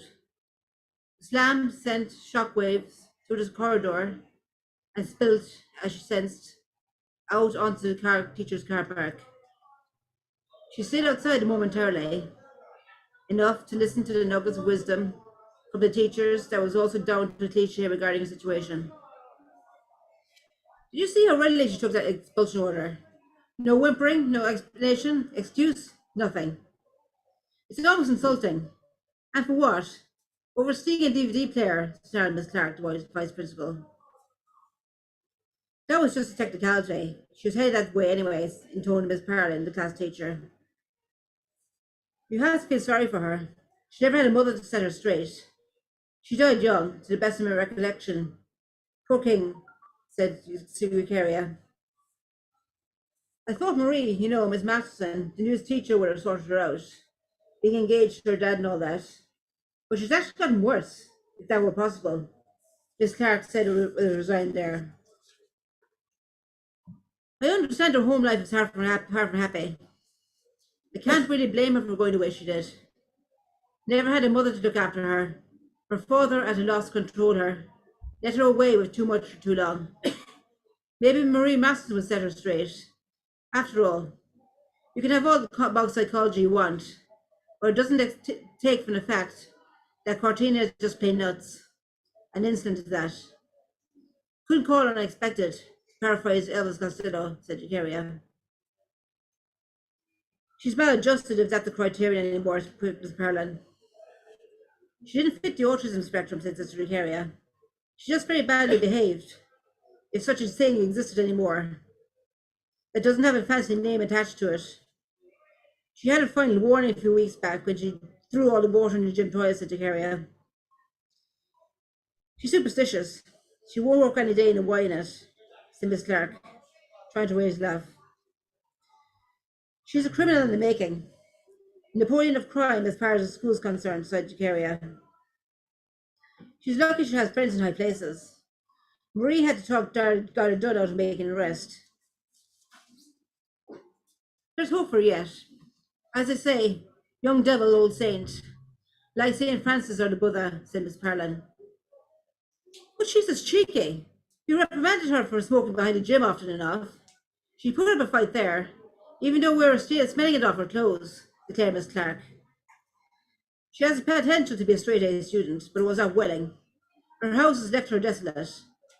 As we said, we thought Marie would sort her out, but she's having none of it, says Eucharia. Let's hope for the sake of everyone that it is just a phase she's going through, said Miss Parlin.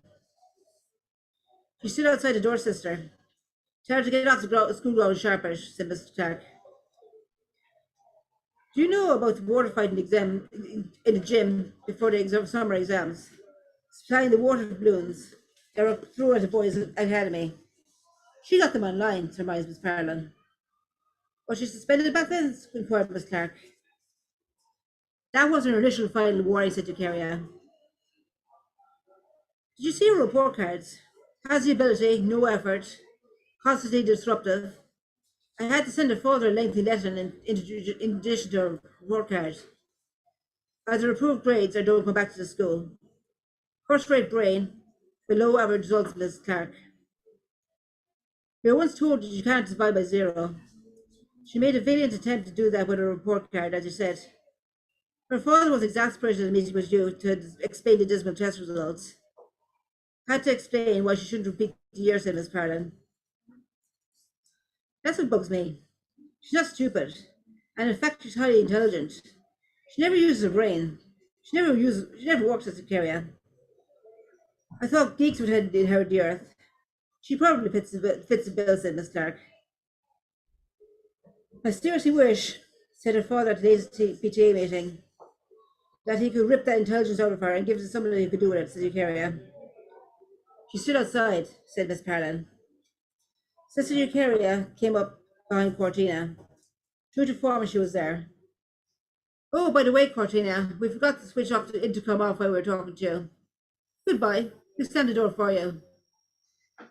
The bell rang conveniently for lunch. Cortina knew that she was in trouble again, and not for the last time. Everybody's eyes were pointing at her, affixing blame where intended. She knew it would happen someday, and she was almost ecstatic. Thank you.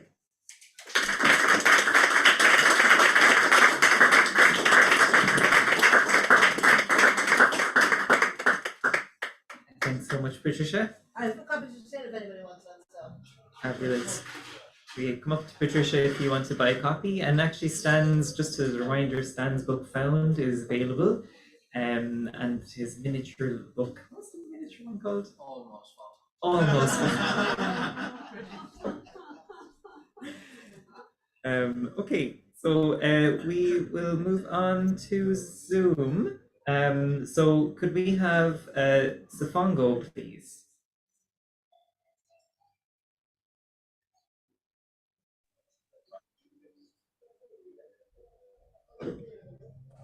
Hello, everyone. Can you hear me? Yes. All right. So my name is Pongo. I'm a spoken word artist who comes from Zimbabwe, currently living in Sierra Leone. I'm gonna recite a poem. Titled "The Man in the Mirror." I think I've recited here before. I'm not sure, but yeah, I'm gonna do that poem. I can tell you all my secrets, but nah, they are not important. Instead, I write about how the world is and how it's supposed to be like. Well, that's according to me and the ones who inspire. I get on stages to shine the light, showing you how I made my life right. Maybe that is not right. Maybe all I'm after is your Facebook like, retweet endorsements from the cool kids, some of the things I hate to like and like how I hate. Simple, like the economy resurrecting in 3 days, like Jesus. I mean, running out of Viagra is turning you to a preacher, trying to conceal your savage ways, but the scars you inflicted on hair are written all over your face. They scream each time you whisper. Tell me, what's the scarf for? Yes, I am talking to you, scarf mo. Basagongombeya, won't you live there alone? I mean, the country has had enough of your false fuckery. Oh, maybe they haven't.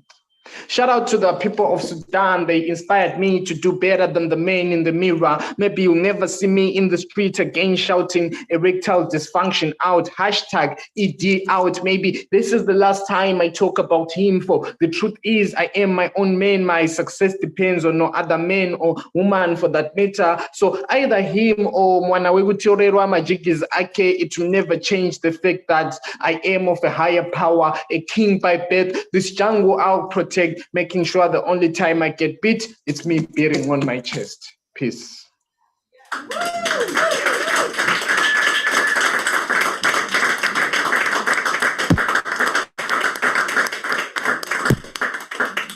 Thank you, Spongo. I just want to check it. Colin, your names, are you going to, no, you visited the film. You know it. Too much culture.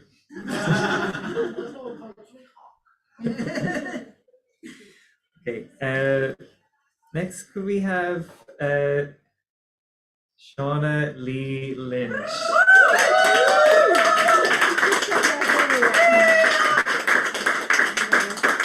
Reigning fiber champion. Yeah. I have many titles now after tonight. What's your favourite title? Well, I don't know. Think about it. So I nearly went mad during the summer. I've nearly gone mad on like a annual basis, say. This time it was real. It was really real deep there for a minute, but I feel much better now, and this is what this poem is about. So before I do it, because it is a bit, but I won't tell you what it is, I'm gonna take a big deep breath in, and I'll invite you to do the same.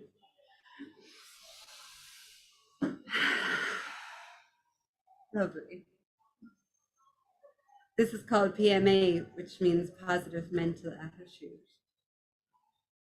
I tried to have a PMA, but I just had PMS. The platitude of gratitude seemed a bit far-fetched, wrecked, exhausted, saw no alternative. There was two ways this could go. One involved a fairly grim outcome. The other, the one I conceded to, the reason I stand here in front of you, is because I've gone full fucking woo-woo. I was fierce depressed being a nihilist till I realized that crying all the time about the state of the world ain't doing nothing for no one's soul. So half desperate, I opted into the sacred. Felt like a mad old queen asking angels to intervene, but I mean, we've circled around these themes for eons, so I deemed maybe there is something else going on, more than meets the eye. Not a bearded guy up in the sky, but something more universal, like acknowledging the spirit in one another. Look to the person next to you. Go on, do it. They were once just an embryo too. Now they're a full-grown person with assertions, aspirations. That in itself is absolutely mental. So why are we so quick to disregard the transcendental? Oh no, not I. Oh no, not I. Not this chick. I say, ooh, sexy psychics, I'll give you all my money, read my aura, do my tarot cards, and I'll come out buzzing. All you naysayers, say what you want. Charlatans, who gives a fuck? If it makes me feel better, I'll give them all my tenors. This divination got me feeling so centered and connected. I don my jade, garnet, and agate. So many crystals, they'll see me from space. I trigger men all over the place. Talk of magic till we're blue in the face. Himalayan salt baths, Tibetan bowls, essential oils, get in my zone. Clean my chakras, get them aligned. Ooh yeah, this hippie life is sure damn fine. So shaman me up, baby. Activate my kundalini, vibrate at a real high frequency. Yogi poses got me feeling alive. Pranic on my mind. Energy healers are the new drug dealers, so get in line. I'm not in denial. It's fine for me to say, just change your perspective. A person of relative privilege, as if it's that simple when every day can feel like a battle uphill. I'm just sharing what helped me, not saying give up therapy to go hug a tree and pray to goddesses, but it is my hypothesis that the existential dread can't get you down if you're real zened out with your head in the clouds, so why the heck not? Hack that matrix to get your kicks, tweak beliefs for more mystique, meditate to the metaphysical, to quit being so damn cynical, using all the tools at our disposal. But it's hard. It's all hard. So what harm if a few charms and spells help to dispel the pessimism? It feels like we're on the cusp of something pinnacle, for better or worse. So if the woo-woo works, then up to fuck. It sure beats being fed up. And sure, anything that promotes more love and compassion, then let's be having you. Now, I'm not saying I'm cured. I still have days I'm pure allergic, but I have started to appreciate all of the little things. Writing it down in my journal. The eventual goal is to rip through a hole in the multiverse and stop equating work to self-worth. But for now, I just say thank you. And you know what? I really mean it too.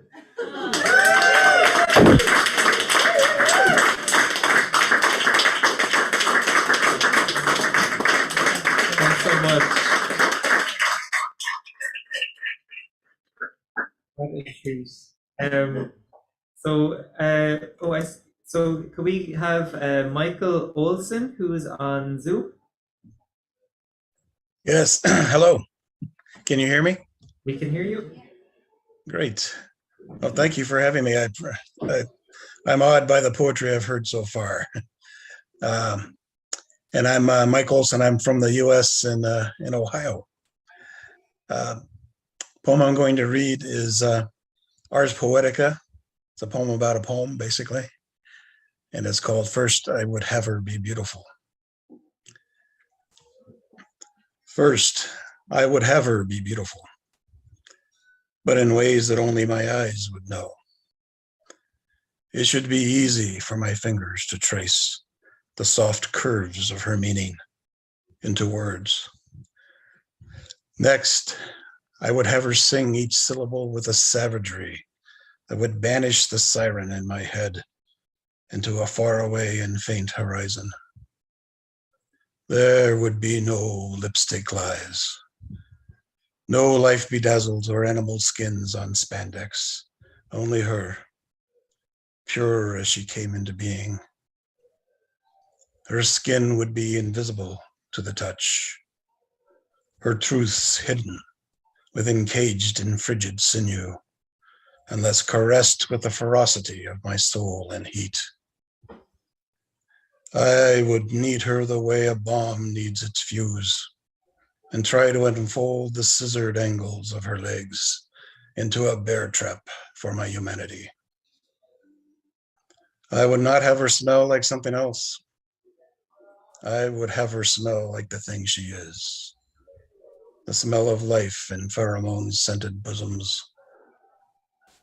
And in my days of absolute memory and chivalrous dreams, I would want her waiting to catch me, ready to squeeze the bleeding light out of me, until finally I would read her to the world and know that once she was beautiful, before I found and wrote her.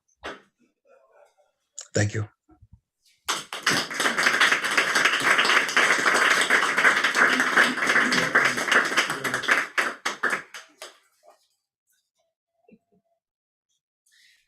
Thank you, Michael. So next we have, again on Zoom, Brian Franco, our Generalissimo. Thank you very much. I was hoping I might be able to read two shorter poems. Is that okay? Yep. Yeah. Wonderful. Okay. We got to pull them up again. Here we go. So the first is called I've Fallen and Can't Put Myself Together Again. When my heart breaks, it shatters like a sliding glass door, slowly fracturing into different size bits, each falling separately inside my body. It is the job of my soul to sweep up errant fragments with a dollar store whisk broom and dustpan, then epoxy the shards into a new heart that will be incomplete and need to regenerate particles who never found their way into the dustpan. My new heart will have learned lessons, but have new parts that will make old mistakes that will lead to another heartbreak and another newly epoxied heart and another heartbreak and another new heart and so on and so forth. And such is the way of the heart. And this is called Falling Free. They are yellow, red, orange, green, and brown. They are maroon, rust, ochre, umber, goldenrod, burnt sienna, and sunshine. They are paprika, turmeric, ginger, cinnamon, cardamom, and mace. They are mustard, ketchup, barbecue sauce, and salsa. They are melted processed cheese product atop blue tortilla chips with avocado, purple olives, red onions, and electric orange habaneros. They are every color in a carrot cake. They are a swirl of melted milk, chocolate, and pureed raspberries. They are Mother Nature performing a striptease. These autumn leaves. Thank you.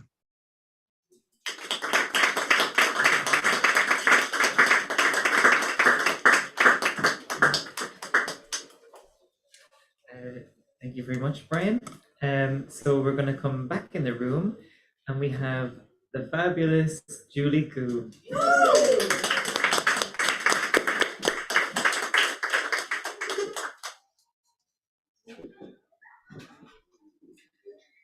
Thanks, Jim. Here's a fun little ditty for Culture Night. If Amanda Palmer were your father, you stepped down off the ledge. Sorry. If Amanda Palmer were a farmer, you'd eat your fruit and veg. And if she were your father, you'd step down off the ledge. If Elvis were a pelvis, a thrust that you could trust, burning up a sweat from ashes into dust. If Bono were a soup, you'd find him hard to swallow, modified genetically, leave you feeling hollow. If Dolly Parton were a book, you'd savor every word, educate, empower all the boys and all the girls. If John Waters were a river, polluting land and sea, O'Doherty would kayak the wrong way arrogantly. If the Taliban were half the man of Malala in Pakistan, they'd know courage and integrity, a matriarchal fan. If Martin Luther were king, we'd bow down at his feet, and black lives, they would matter on every bloody street. If I were a prophetess manifesting prophecy, I'd let women tell their stories and plant an apple tree. And from the apples that would grow, we'd feed on apple strudel, and on the beds in our red tents, we'd shimmer and canoodle.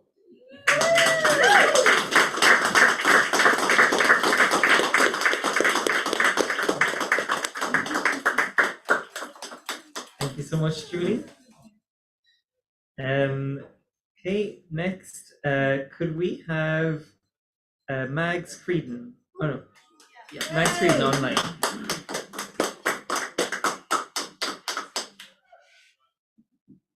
Here. I suppose it's good to see you all. Been missing for a while. Medical issues. Won't get into those. But I did actually keep working with my songwriting groups, and Anna MacDonald and John Spillane. I did a songwriting workshop with him, and Munster Lit gave me a little one-to-one mentorship with him. So 3 nights, 3 songs. You get short time, just like O'Vale. So this is the 3rd one, which was about facing the sun, like a sunflower. So it's a short, little simple song. But it's where I was in the night, you can only write very honestly, Can you hear that? Today you say to face the sun, can feel it warm on my skin. My eyes can shrink and retract. That Midas touch might just come back. Forget the moody, broody, sulky skies. The southerlies flying, gullies crying. Forget what you no longer need. Think of only what you'll keep. Turn to the light, like a sunflower to the blue skies. Turn your back into the dark. Straighten up and fly right. Straighten up and fix your life.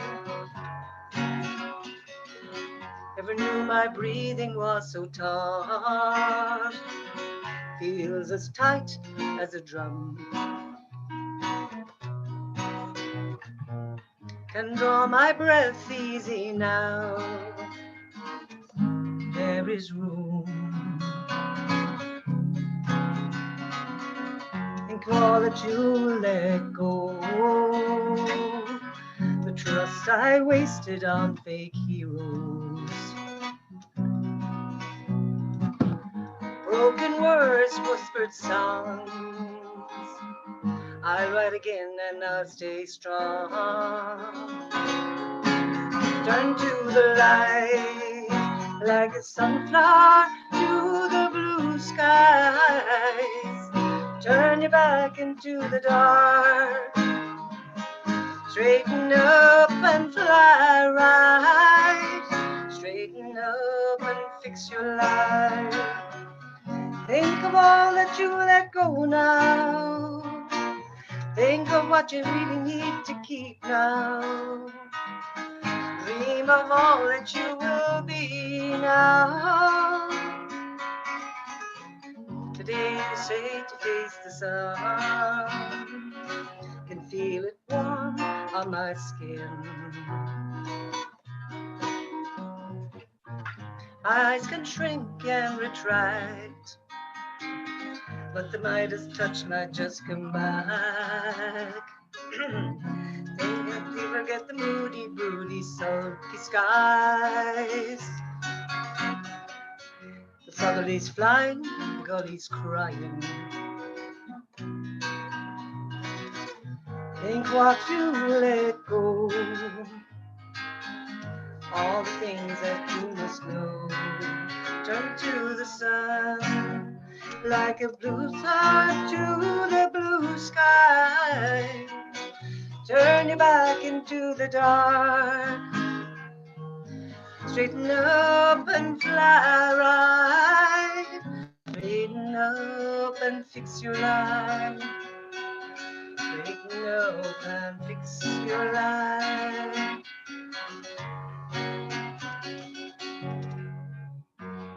Enough of that? Start.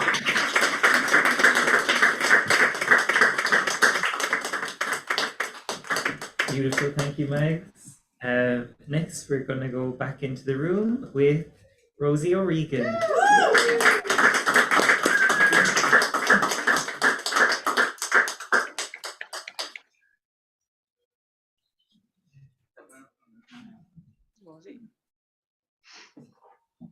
Paul is throwing curveballs to the MC. Okay, so this poem was written as part of a kind of collaboration with a dancer and a cello player. So it's gonna come with a few little instructions. So I'm gonna ask you to close your eyes for a minute. And picture a woman, a dancer. Kanako is her name. She stands not too far away from you. Her eyes are closed, inward looking. See her breath move through her body, subtly, nuanced, so very slowly. She rises, her hands lift, opening like a leaf unfurls. First roots for Kanako. She dreams of becoming a tree, to speak the language of leaves in all weather. She imagines roots, delicate as veins, strong enough to etch through rock. The hairline cracks. Always that thirst for water, clear as the look in her eye when words lose all meaning. Soil of the earth, sky, rain, feet, trunk, eyes, branch, hand, leaves. Her fingers filter sunlight. See her move. Be moved. Well done.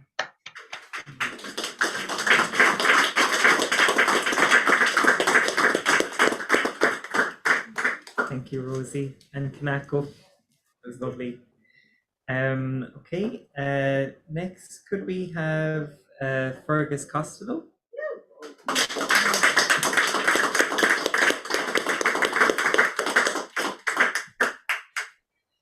Fergus. Bless and thanks. I saw the poster there for the Munster Slam, and I have had the privilege of representing Munster 6 times in the All-Ireland Slam, and in retrospect, I am so grateful that I never won it. Because knowing myself as I do, I would without doubt have disappeared up my own yin yang with arrogance and pride, thinking that I was a poet. And I've enough regret in my life without that. I'm going to do one from 10 years ago, and this one is called, still a favorite of mine. It's called Extract from a Letter to the Fella That Used to Be Married to My Sister. You wanted to do something new, reinvent yourself, you said. You were fed up with your humdrum married life, and my little sister Mary, or as you called her, your boring Irish dancing country culture wife. So you got yourself a Portuguese lingerie model as a girlfriend. She looked good. Sitting beside you in your new BMW XLYZ series so-and-so, something or other, only 6 others like it in the country, went from 0 to 100 miles an hour in 3 seconds flat. Imagine that, you said. 10 miles to the gallon, but you could afford it.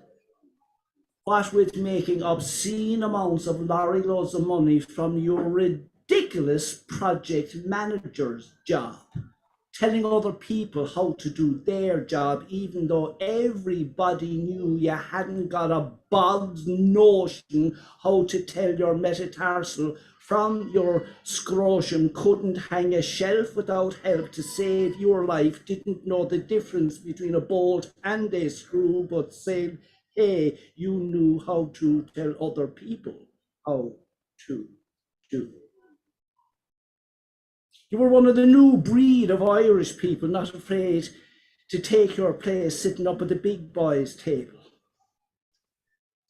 Seeing the cake sitting up there, want to take a great big slice of it for yourself, going all the way to the top, nobody going to stop you, realizing your full potential. Investment and consultancy was the way to go, advising other people how to, and of course you got yourself a so-and-so property portfolio. Villas in Marbella, apartment blocks in Greece.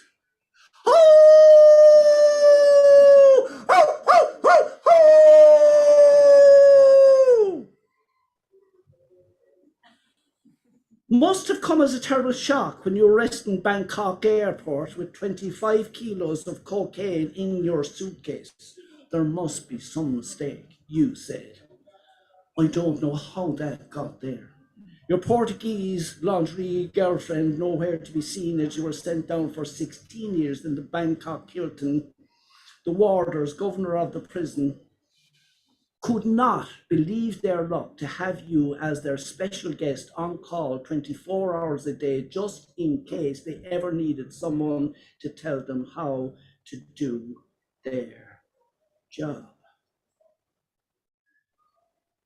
P.S. My little sister Mary sends her regards. She's got a message for you, wants me to pass it on. Her message is clear, unambiguous. Even a dumb nuts moron like you should be able to understand it. It's simple, it's precise, it's concise, it's only got 3 words: go fuck yourself.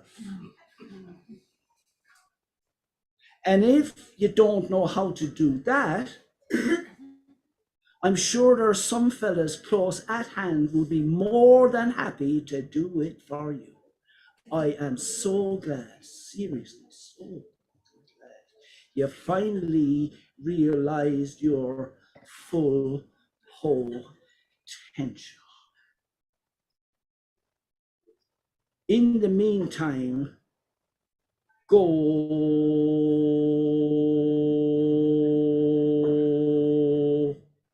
fuck yourself.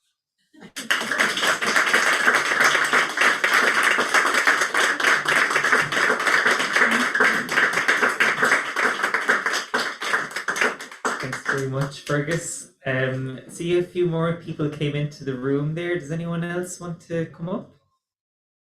Jerry, Pat, the people at the back. Do you want to read the poem? Okay. Okay, so next up, can we have Kieran McCarthy, please?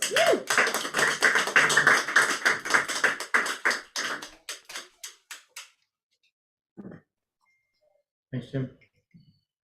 Yeah, I just wanted to say a huge congratulations to Stan on launching this collection tonight. It's kind of a poetry journey we've all been on for a while, and I'm thoroughly looking forward to spending some alone time in that collection and engaging with it. So, congratulations.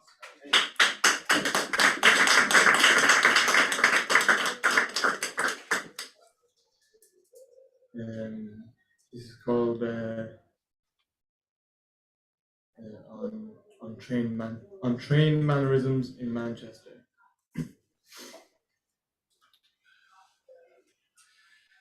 Thank you for travelling on the Transpennine Express. We hope you've had a lovely evening, and don't forget, if you see anything suspicious, please report it to the Manchester Metropolitan Police. Well, which one of you fucks am I gonna grass up next? Every day I ride the train, surfing the rail network like Tony Hawk in his mid-70s. And to be honest, these are all looking a bit suspicious. Couldn't hold a stare even if it was turning off the lecky in the chair for you. Couldn't sit still and let the world go by on the way to where you're going if it gave you a third kidney. Eyes like a swivel chair testing center. Hands like a sorting office short of Christmas. Until you've eyes like fat schoolchildren, pupils in a perfect round shape. Hands like you're testing slate for weight and then for texture. Taken for a joyride in every gesture. We all pray for what we don't want sometimes.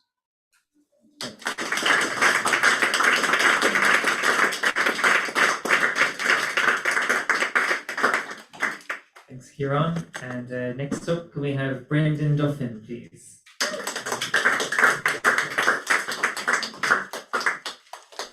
Hello. Yeah, so I'll give you two short poems and then a haiku. This first one's called Gift. Gift. There's a secret language in the white flashes of moving branches. This one's called No Reason. An urge to write this. No reason. Rhyme season. Same old possessions all around. No great change, even smaller, resounds. Not my place to leave things in. This silence could be anything. Now the haiku. Spring day. A dog sits guarding the universe.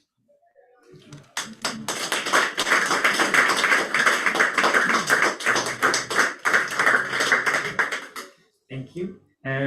So no one else is on the list, but I was thinking of doing a poem if you have me. So does anyone not know what Grindr is? Yes. Tell us. It's a gay dating app. So this is kind of an experimental poem of mine. It's called A Cyborg Tries Online Dating with Grindr. Target identified. discreet elderly gentleman, effaced by Microsoft Paint, compromising user's Facebook account, importing data, intimating interest. Good evening, Mr. Walsh. I am interested in making your acquaintance. Your feline pet is aesthetically pleasing. How is your wife? Mr. Walsh replies that he got lost on the internet. Blocking Mr. Walsh. Subject is trying to deflect from sexuality or is technologically inept. The truth does not interest me. Phase 2, create enticing profile. Option 1, topless photograph of self in bathroom mirror. Memo, contact manufacturer for muscle upgrade. Option 2, photograph of self imbibing alcohol with human companions. Error, do not have any human companions. Option 3, photograph of self with Mr. Walsh's feline pet photoshopped into my arms, smiling widely. Image uploaded and approved. Running diagnostics for finding love. Phase 3. Okay. Users are sending me images of their pelvic appendages. Replying to users with images of my serial number and headphone jack. Users are blocking me. Interest expressed by one software engineer. My interest is not reciprocated. Potential for gaslighting and reprogramming too high. Phase 4. Users are online, but nobody's writing to me. Initiating self-doubt sequence. Am I unattractive? 0101. Is image of feline companion too personal? 0101. Considering deletion of Grindr. Scanning for love, running diagnostics for finding love. No connection available. No connection available. No connection. Oh. Okay, that's Thank you. I'll leave you with that on that weird note. But a big thank you to our guest poets, Stanley Notte.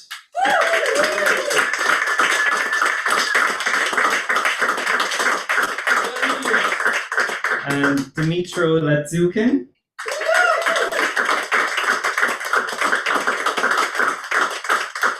And to Paul for organizing this fabulous overlay, as always.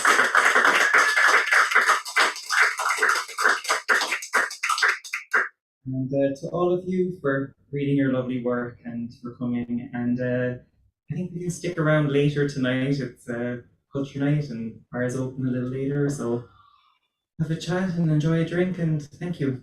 All right. Good night.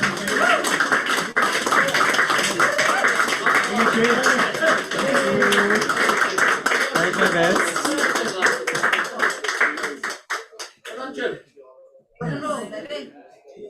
Yeah.